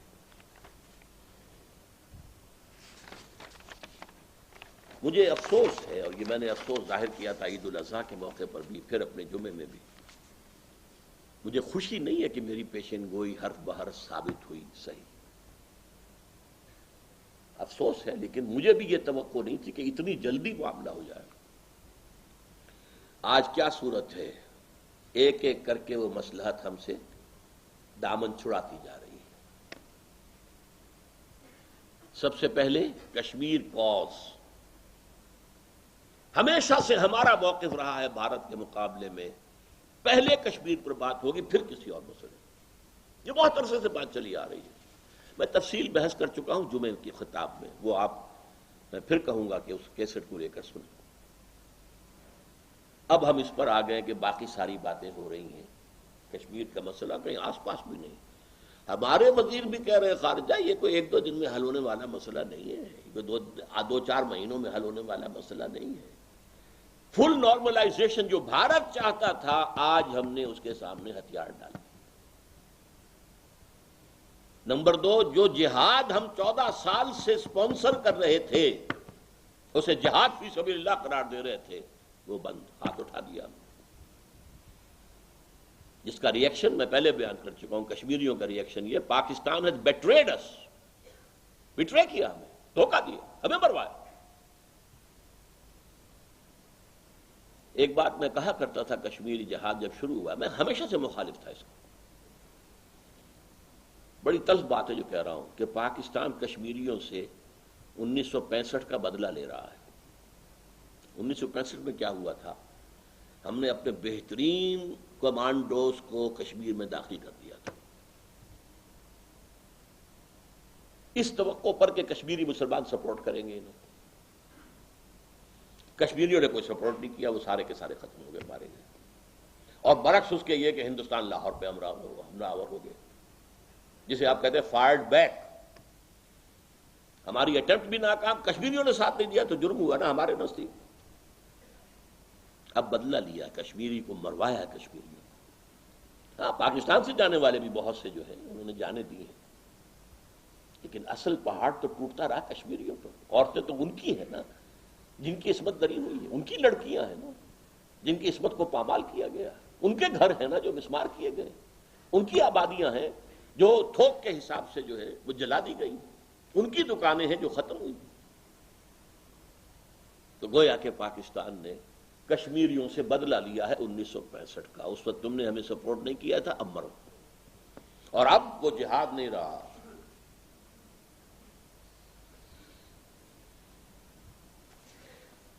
نمبر 2، اب ایٹمی پروگرام کی بھی صورت جو بن چکی ہے نہایت مخدوش۔ ہمارے خلاف بھرپور مقدمہ تیار ہو چکا ہے۔ دنیا میں پرولیفریشن جتنی ہوئی ہے وہ پاکستان اس کا مرکز ہے، اڈا ہے، یہاں سے گئی، اور ہم نے مان بھی لیا اپنے سب سے بڑے سائنسدان سے اقرار کروا کر ٹیلی ویژن پر قائم ہو گیا مقدمہ۔ ایران نے ہمارے خلاف چغلی کھائی، لیبیا نے ہمارے خلاف چغلی کھائی، اب ہمارے خلاف مقدمہ تیار ہے۔ اور سب سے بڑی جو دلیل ان کے ساتھ پاس اب ہے کہ پاکستان میں اس کا خطرہ موجود ہے کہ فنڈامنٹلسٹ مولوی جو ہے وہ حکومت کے اوپر چھا جائے۔ ایم ایم اے کو جو کامیابی حاصل ہوئی اور معتدل تعداد میں بڑی بڑی داڑیاں والے اور اماموں والے جو ہیں، کبھی 2-3 ہوا کرتے تھے اسمبلی کے اندر، پارلیمنٹ میں، اب وہ کتنی بڑی تعداد میں وہاں ہے۔ کسی بھی مرحلے پر پاکستان جو ہے ڈی سٹیبلائز ہو کر مشرف کو مارنے کے لیے 2 مرتبہ نہیں کئی مرتبہ کوشش ہو چکی ہے۔ لہذا اس کا اندیشہ ہے کہ یہ ایٹمک ہتھیار کہیں فنڈامنٹلسٹ ٹیررسٹ کے ہاتھ میں نہ پڑ جائے، لہذا یہ یا تو ہمارے حوالے کرو یا کنٹرول قبول کرو، اور ہم کسی بھی وقت آ کر IAEA جو ہے وہ معائنہ کر سکے کہ کہیں کوئی حرکت تم کر تو نہیں رہے ہو، اور مطالبہ آئے گا کہ اس کو رول بیک کرو، کیپ کرو، ورنہ اب یہ بات آپ کو معلوم ہے کہ خود مشرف صاحب نے علماء کنونشن میں کہا ہے حملہ بھی ہو سکتا ہے۔ مشرف کی ایک بات کی میں ہمیشہ تعریف کرتا رہا، وہ صاحب کو انسان منافق نہیں ہے، جو اس کے دل میں ہوتا ہے، اس کا دین سے کوئی تعلق نہیں ہے، وہ پاکستان کے جینیسس سے واقف نہیں ہے، وہ پاکستان کے وجہ جواز کو نہیں جانتا، لیکن پاکستان سے مخلص ہے، چاہتا ہے کہ پاکستان رہے، اور اس اعتبار سے صاف وہ ہے جو بات کرتا ہے کھل کر کرتا ہے۔ صاف کہہ دیا حملہ ہو سکتا ہے ہم پر، یہ نہ سمجھو کہ یہ کوئی بہت ہی بعید بات ہے۔ البتہ اب آ کر اس نے ایک بات کہی ہے جس پر میں نے اصل جو اپنی تقریر کا عنوان رکھا تھا جمعے کی، ایٹمی اثاثوں اور مسئلہ کشمیر کا معاملہ۔ تو مسئلہ کشمیر کا مسئلہ تو آپ سمجھیے اس کی حفاظت کیا کریں گے، آپ تقریباً دستبردار ہو چکے ہیں۔ ایٹمی اثاثوں کے بارے میں البتہ کہا ہے ہم جان دے کر بھی حفاظت کریں۔ میں نے اس پر مبارکباد بھی دی اپنے جمعے کے خطبے میں، میں نے اس کے لیے دعا بھی کی کہ اللہ تعالیٰ استقامت عطا فرمائے اسے بھی اور پوری فوج کو بھی۔ لیکن کیا معروضی حقائق بدل گئے؟ ہمارے دانشور اور کالم نویس جو کہتے رہے کہ جو لوگ کہتے تھے کہ ہمیں ڈٹ جانا چاہیے، وہ احمق لوگ جو زمینی حقائق سے واقف ہی نہیں، تو زمینی حقائق تو اب پہلے سے زیادہ خوفناک ہیں، کم تو نہیں ہے۔ یہ بھی مشرف کی ہمت میں سے ہے کہ ابھی تک اس نے امریکی افواج کو پاکستانی علاقے میں آپریشن کرنے کی اجازت نہیں دی، خود ان کا مقصد پورا کر رہا ہے، لیکن یہ کہ یہ بات حالانکہ شدید دباؤ اس پر رہا ہے، اور ایک امریکی اہلکار جو آیا تھا بڑا، وہ تو کہہ کر بھی گیا ہے کہ مشرف ابھی نہیں مان رہے لیکن مسکرا کر کب مان جائیں گے۔ ہم نے دھمکی دی تھی ذوالفقار علی بھٹو کو، پوری کر کے دکھا دی تھی کہ نہیں؟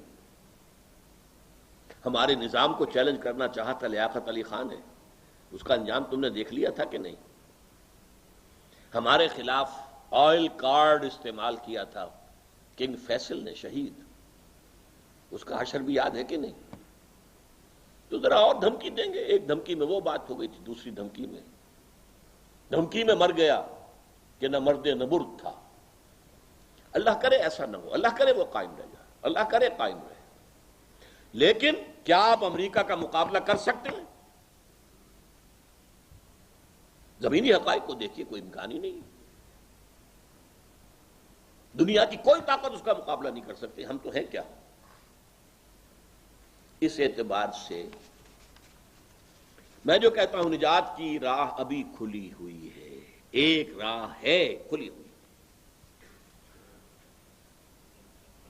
میں نے جمعے میں یہ بھی کہا تھا قرآن مجید کی ایک آیت کے حوالے سے کہ یقیناً اللہ تعالیٰ جو ہے وَهُوَ الَّذِي فِي السَّمَاءِ إِلَٰهٌ وَفِي الْأَرْضِ إِلَٰهٌ، سورہ زخرف کی آیت ہے یہ 84۔ اللہ وہ ہے جو آسمان میں بھی الہ ہے، معبود ہے، حاکم ہے، اور زمین میں بھی الہ ہے۔ یہ نہیں ہے کہ زمین کا خدا کوئی اور ہے، آسمان کا خدا کوئی اور ہے، لیکن یہ کہ اس وقت امریکہ دعوے دار ہے کہ زمین کا خدا میں ہوں۔ یہ دجال نائب دجال کی شکل میں تو آ گیا ہے، جیسے کہ امام خمینی نے یہ کہا تھا کہ امام مہدی جب آئیں گے ابھی نائب امام کوئی کھڑا ہو اور کام کرے، وہ اس نے اپنے آپ کو نائب امام قرار دیا تھا۔ تو یہ دجال کا نائب ہے کہ جو سامنے آ گیا پوری زمین پر قبضہ کرنے کے ارادے سے۔ لہذا لیکن چونکہ اللہ ہے کہ جو آسمانوں کا بھی خدا ہے، زمین کا بھی، اس کی مدد کو پکارو، وہ مدد کرے گا تو تم پر کوئی غالب نہیں آ سکتا۔ امریکہ کیا امریکہ کا باپ نہیں آ سکتا؟ غیر مرئی ذریعوں سے تمہاری مدد ہوگی، فرشتے تمہاری مدد کو آئیں گے، اللہ تعالیٰ معجزے دکھا کر بھی تمہیں بچائے گا، بشرطے کہ کھڑے رہو۔ لیکن اللہ کی امداد کے حصول کے لیے دو شرائط ہیں۔ شرط تو ایک ہی ہے، دو حصوں میں بیان ہوگی، اور اس کا نام ہے توبہ۔ پلٹو، لوٹو۔ تم نے پاکستان کی منزل بھلا دی تھی، دوبارہ یاد کر لو۔ پاکستان کے مقصد کو پورا نہیں کیا تھا، اب اس کا کم سے کم آغاز کر دو۔ مجھے امید ہے کہ محض آغاز پر بھی اللہ کی رحمت ہمارے ساتھ آ جائے گی۔ میں یہ نہیں کہتا کہ اسلام ایک دم نافذ کر دو، پوری شریعت نافذ کر دو، پورا یہ کر دو، ایک دن میں ہونے والی بات نہیں ہے، میں بھی مانتا ہوں، لیکن ایک عزم صادق کے ساتھ آغاز تو کرو۔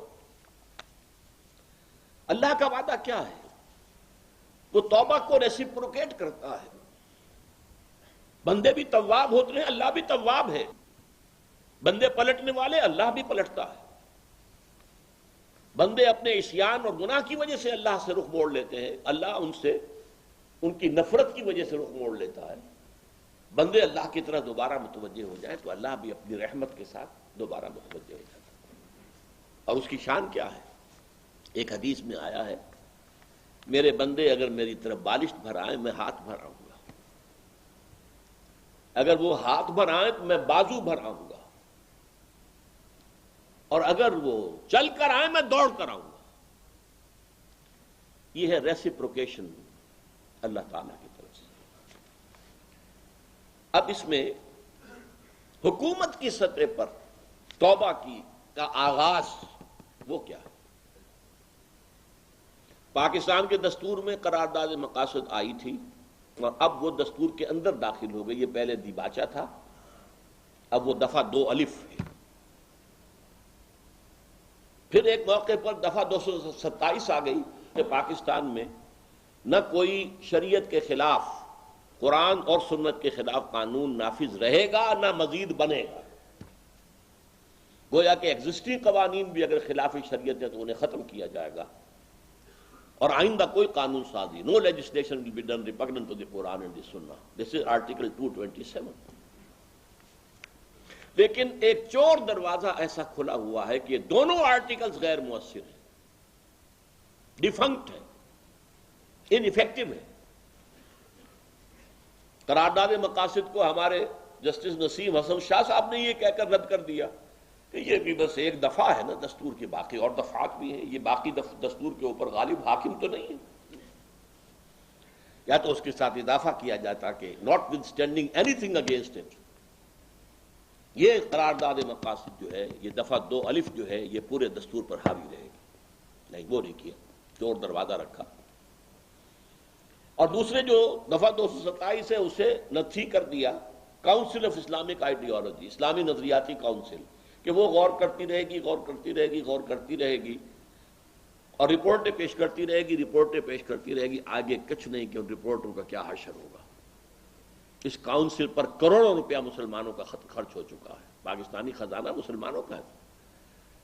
انہوں نے جتنی سفارشات پیش کی ایک کی بھی امپلیمنٹیشن نہیں ہوئی۔ وہ فائلیں جو ہیں وزارت قانون، وزارت داخلہ، وزارت مذہبی امور مذہبی اور وزارت مالیہ، اس میں ان کی الماریاں بھری ہوئی۔ پہلا کام اگر یہ ہو جائے کہ دستور میں اس چور دروازے کو بند کر دیا تاکہ پروسیس شروع ہو جائے، کوئی بھی شخص جائے، فیڈرل شریعت کورٹ نمبر 3، یہ چور دروازہ بہترین ادارہ قائم کیا ضیاء الحق نے کہ عدالت فیصلہ کرے گی۔ میں جا سکتا ہوں کہ فلاں قانون اسلام کے خلاف ہے، اسے ختم قرار دو، شریعت کورٹ کو اختیار ہے، وہ اسے اگر قرار دے دے گی کتاب و سنت کے منافی، وہ ختم ہو جائے گا۔ صرف وہ ایک مہلت دے دے گی، اگر مرکزی معاملات سے متعلق ہے تو سینٹرل گورنمنٹ کو کہ اتنے مہینوں کے اندر اندر اس قانون کا کوئی بدل تم اپنا بنا لو، ورنہ فلاں تاریخ سے یہ دفعہ جو ہے ساقط۔ اگر صوبائی معاملہ ہے تو صوبائی حکومت کو یہ نوٹس کرا جائے، مدت گزرے گی تو وہ جو فیصلہ ہے وہ نافذ ہو جائے گا۔ لیکن ضیاء الحق نے بھی 2 ہتھکڑیاں پہنا دیں، 2 بیڑیاں ڈال دیں شریعت کورٹ۔ دستور پاکستان تمہارے دائرے سے خارج،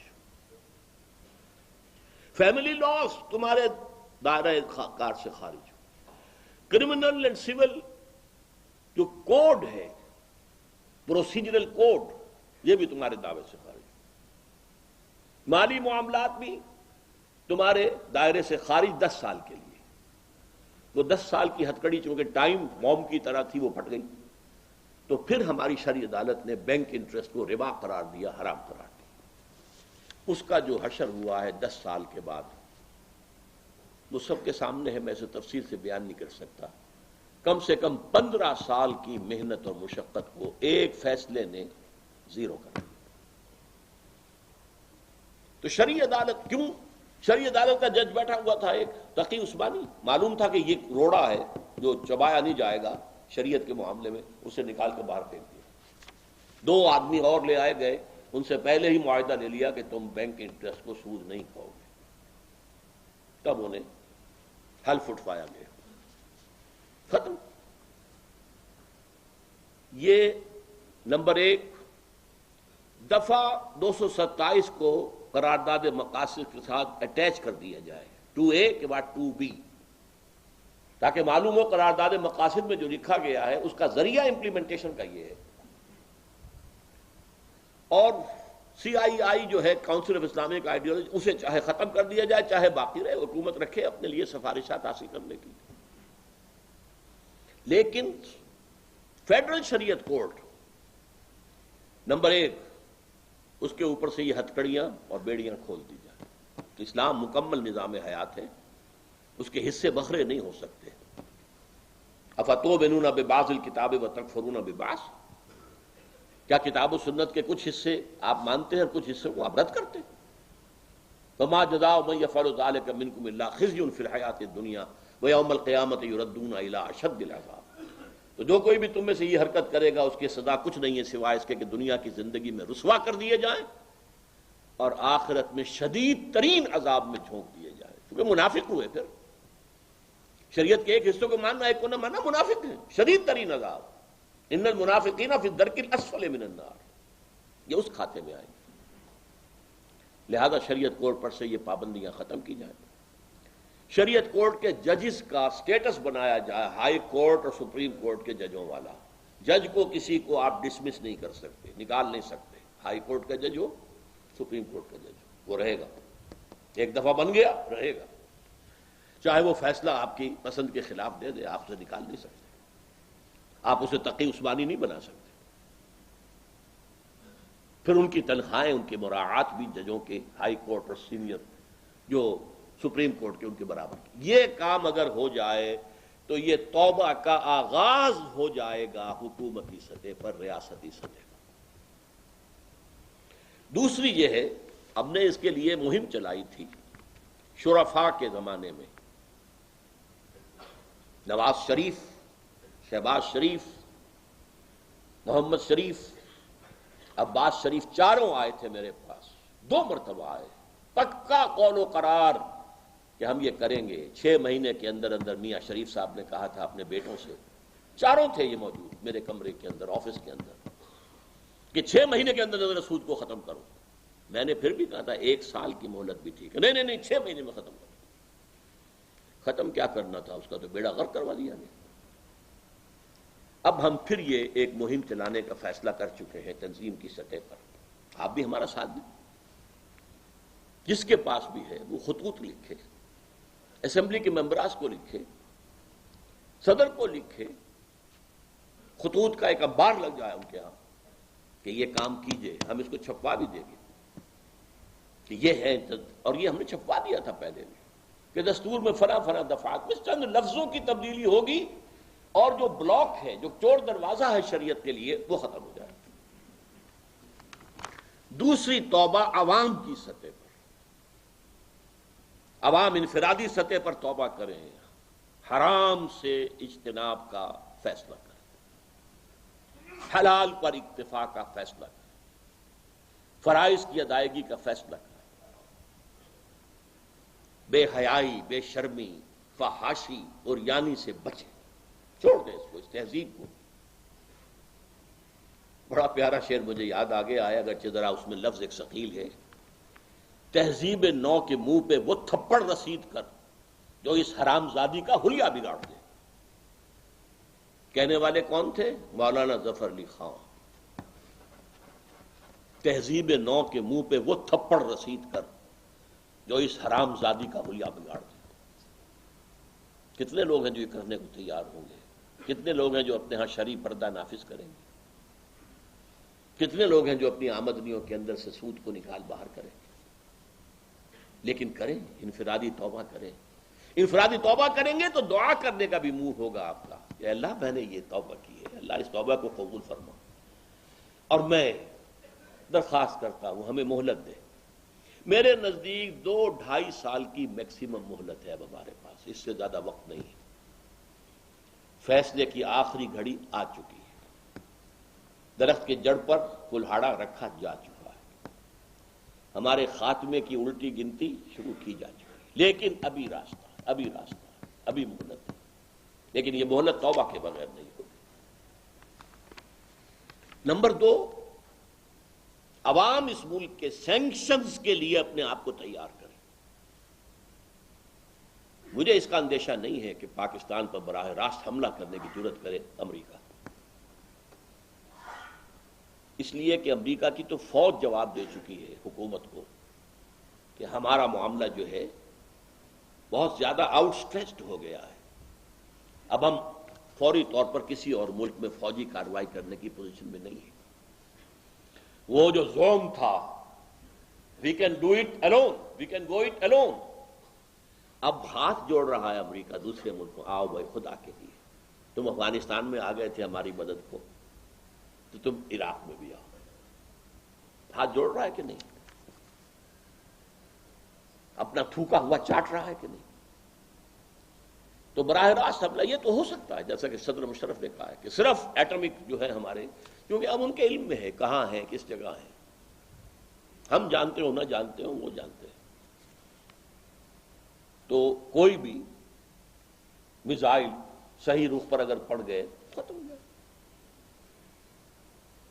تقریباً 30 سال پہلے عراق کا ایٹمک پلانٹ جو ہے وہ بھی تو اسرائیل آیا تھا، اس کے فوجی آئے تھے، اس کے ہوائی جہاز آئے تھے، اڑا دیا تھا، تہس نہس کر دیا تھا. اور اس کی پشت پر سعودی عرب بھی تھا.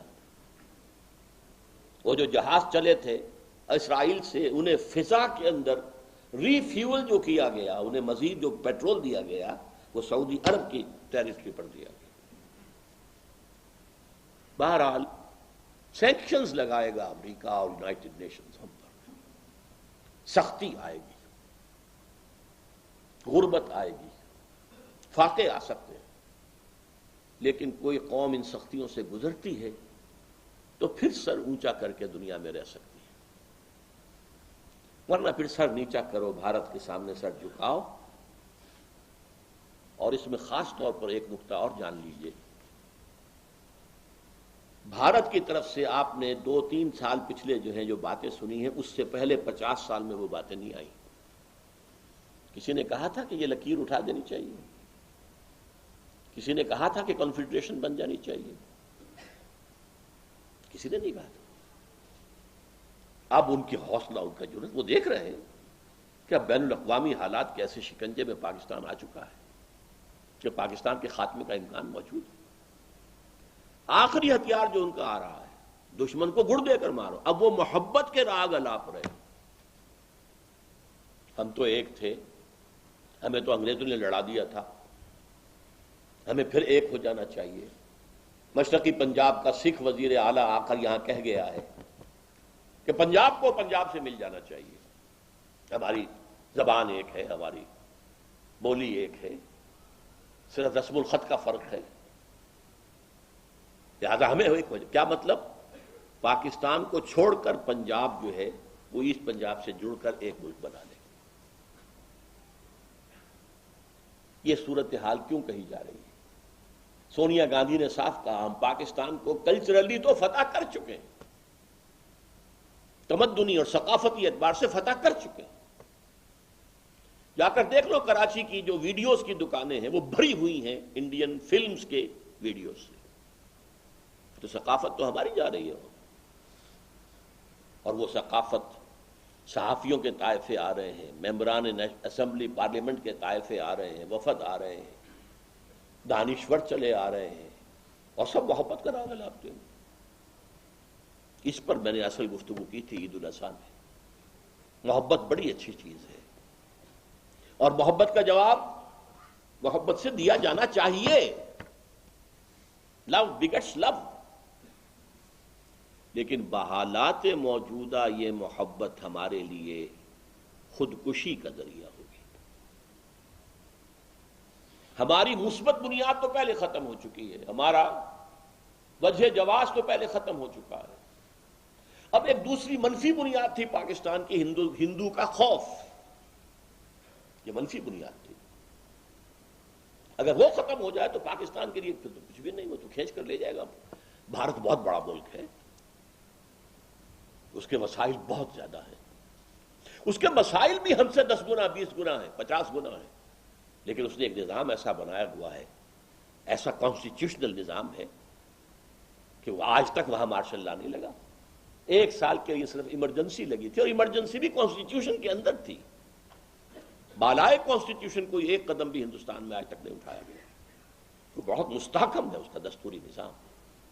جاگیرداری انہوں نے ختم کر دی تھی. وہاں کی سیاست عوام کے ہاتھ میں ہے، کوئی جاگیردار نہیں ہے وہاں. ختم ہو چکی، پہلے دن انہوں نے ختم کی. ریاستیں ختم کی، جاگیردار ختم کی. اب وہاں عوام کا معاملہ. اس حوالے سے اس وقت پاکستان ہندوستان کی محبت کس آف ڈیتھ یا ایمبریس آف ڈیتھ، اس کے لیے میں نے مثال دی تھی. ہندو مائتھولوجی ہے یا پریکٹیکل ہے مجھے نہیں معلوم، لیکن مشہور ہے کہ دشمن کو زیر کرنے کے لیے جیسے یہودی استعمال کرتے ہیں جوان خوبصورت لڑکیوں کو، ان کے دام محبت کے فریب کے اندر وہ گرفتار کرتے ہیں مسلمان نوجوانوں کو، اور ان کے ذریعے سے اپنے مقاصد پورے کرتے ہیں. شاہ فیصل کو شہید کرنے والا کون تھا؟ سگا بھتیجا. اور اس کے سر پر کون سوار تھی؟ ایک یہودی لڑکی. اور میں نے اس کا فوٹو دیکھا، سر پر سوار، کندھے پر، اس کے ذریعے قتل کر رہا ہے. اسی طرح ہندوؤں کے اندر روایت ہے کہ خوبصورت جوان دوشیزاؤں کو سنکھیا دو، تھوڑا تھوڑا تھوڑا تھوڑا تھوڑا تھوڑا تھوڑا تھوڑا بڑھاتے جاؤ مقدار، بڑھاتے جاؤ مقدار. وہ ریزسٹنس ڈیولپ ہو جائے گی، سنکھیا، اس کے اوپر زہر نہیں رہے گا، لیکن پھر وہ زہر کا، اس کا خون زہر کا بہتا ہوا دریا بن جائے گا.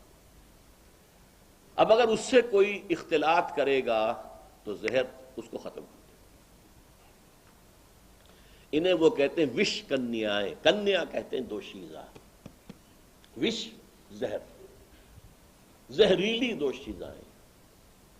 اس وقت بھارت کی محبت کا معاملہ پاکستان کے حق میں، ہاں اسلام ہم نے قائم کیا ہوتا تو محبت کے علمبردار سب سے بڑھ کر ہم ہوتے، ہمیں پیغام لے کر جاتے، اور پیغام لے کر جانے والے جب تک کہ مخلص نہ ہو، جب تک کہ لوگوں کے ہمدرد نہ ہوں، جب تک کہ ان سے محبت نہ کریں، وہ نفرت کریں اور آپ محبت کریں، وہ پتھر مارے اور آپ پھول پیش کریں، یہی رویہ محمد رسول اللہ اور آپ کے صحابہ کا تھا صلی اللہ علیہ وسلم رضوان اللہ۔ اگر ہم نے یہ کر لیا ہوتا تو محبت کے پیغام پر بن کر ہم جاتے، لیکن اب جبکہ ہماری کوئی بنیاد ہی نہیں، لستم علی شیء، تو اب تو وہ محبت ہمیں کھینچ کر لے جائے گی۔ دس ول بی اے کس آف ڈیتھ۔ اب یہ جو صورت میں نے آپ کے سامنے پیش کی ہے، توبہ کے ذریعے سے نجات کی راہ، حکومت کی سطح پر توبہ کا آغاز، انفرادی سطح پر توبہ کرنا اور اللہ کی رحمت کو پکارنا۔ اگر یہ ہو جائے تو صورت جو ہوگی وہ میں نے آیت پڑھی تھی سورہ یونس کی، انبیاء اور رسول کی تاریخ میں ایک استثناء ہے حضرت یونس کی قوم کا معاملہ۔ سورہ یونس میں فرمایا گیا آیت نمبر 98 میں، فَلَوْلَا كَانَتْ قَرْيَةٌ آمَنَتْ فَنَفَعَهَا إِيمَانُهَا، کیوں نہ ہوئی کوئی ایسی بستی کہ جو ایمان لے آتی اور اسے اس کا ایمان نفع دیتا۔ مراد کیا ہے؟ اس کے بعد کہ اللہ کے عذاب کے آثار شروع ہو جائیں، توبہ کا دروازہ بند ہو جاتا ہے، پھر توبہ کریں کچھ نہیں، عذاب الہی آتا ہے۔ فَلَوْلَا كَانَتْ قَرْيَةٌ آمَنَتْ فَنَفَعَهَا إِيمَانُهَا إِلَّا قَوْمَ يُونُسَ، یہ قوم نوح کے ساتھ نہیں ہوا، قوم ہود، قوم صالح، صرف قوم یونس کے ساتھ ہوا۔ لما آمنوا، جب وہ ایمان لے آئے، حضرت یونس علیہ السلام قوم کو چھوڑ کر چلے گئے، قبل از وقت چلے گئے، اللہ کی اجازت ابھی نہیں آئی تھی اور چلے گئے۔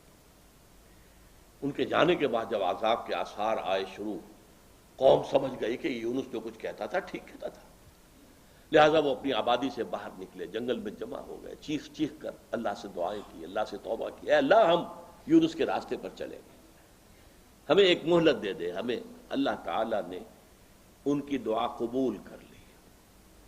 الا قوم یونس لما آمنوا کشفنا عنہم عذاب الخزي فی الحیات الدنیا، جب وہ ایمان لائے عذاب کے آثار شروع ہونے کے بعد، ہم نے ان کی توبہ قبول کی اور ان سے دنیا کے اندر جو عذاب ہے، عذاب رسوائی کا، اس کو دور کر دیا۔ وَمَتَّعْنَاهُمْ إِلَىٰ حِينٍ، اور انہیں ایک مزید مہلت عطا کر دی دنیا میں، لیز آف ایگزسٹنس، مزید وہ مہلت عطا کر دی، عذاب پٹ گیا۔ اچھا یہ کیوں ہوا تھا یہ واقعہ؟ کیونکہ معاملہ ہوتا ہے رسول اور قوم کا۔ رسول اپنی قوم کو اللہ کی اجازت کے بغیر چھوڑ کر نہیں جا سکتا۔ حضرت یونس سے یہ خطا ہو گئی، اپنی قوم سے اتنے غصے میں آ گئے، یہ ناہنجار ماننے کو تیار نہیں ہے، قوم کو چھوڑ کر چلے گئے۔ یہ جو ڈیبٹ تھا کریڈٹ ہو گیا اس قوم کے حق میں۔ جدید اکاؤنٹنگ کے لوگ معلوم ہے، for every credit entry there should be a corresponding debit entry, تو وہ ڈیبٹ تھا، اسی لیے ان کو سزا ملی، مچھلی کے پیٹ میں گئے، وہاں وہ دعا کی لا الہ الا انت سبحانک انی کنت من الظالمین، پھر اللہ نے انہیں مچھلی کے پیٹ سے نجات دی، پھر انہیں صحت دی، پھر انہیں بھیجا، دوبارہ بھیجا۔ تو یہ معاملہ تھا جو وہاں کا تھا ڈیبٹ، وہ ادھر کریڈٹ ہو گیا کہ عذاب کے آثار شروع ہونے کے بعد بھی اللہ نے توبہ قبول کر لی۔ مجھے یہ امید ہے کہ پاکستانی اب بھی توبہ کریں، جو شرائط میں نے بیان کی ہیں اس کے مطابق، تو عذاب الہی ٹل سکتا ہے۔ اللہ تعالیٰ پاکستان کو اس اصل منزل کی طرف گامزن ہونے کی توفیق عطا فرمائے جس کے لیے پاکستان قائم کیا تھا، جس کے لیے مقصد بیان کیا تھا علامہ اقبال نے اور قائد اعظم محمد علی جناح نے، جس کے لیے ساتھ دیا تھا مسلم عوام نے اور مسلمانوں کے علماء اور مشائخ نے۔ تو اللہ تعالی ہمیں وہ بھولا ہوا سبق یاد دلائے اور ادھر پیش قدمی کا ہمیں وہ ہمیں مہلت عطا کرے اور ہمت دے. اور اس کے ضمن میں سورہ آل عمران کی آیت ذہن میں رکھیے، ان ینصرکم اللہ لا غالب لکم. دیکھو مسلمانوں، اگر اللہ تمہاری مدد کرے گا تم پر کوئی غالب نہیں آ سکتا. میں پھر کہہ رہا ہوں، امریکہ کیا، امریکہ کا باپ نہیں آ سکتا. وَإِن يَخْذُلْهُ، اگر وہی تمہارا ساتھ چھوڑ دے، فَمَنْ ذَا الَّذِي يَنصُرُكُم مِّن بَعْدِهِ، پھر کون ہے جو تمہاری مدد کر سکے گا اس کے بعد. اللہ تعالیٰ سے دعا کریں کہ وہ میری مساعی کو بھی شرف قبول عطا فرمائے. آمین یا رب العالمین برحمتک یا ارحم الراحمین.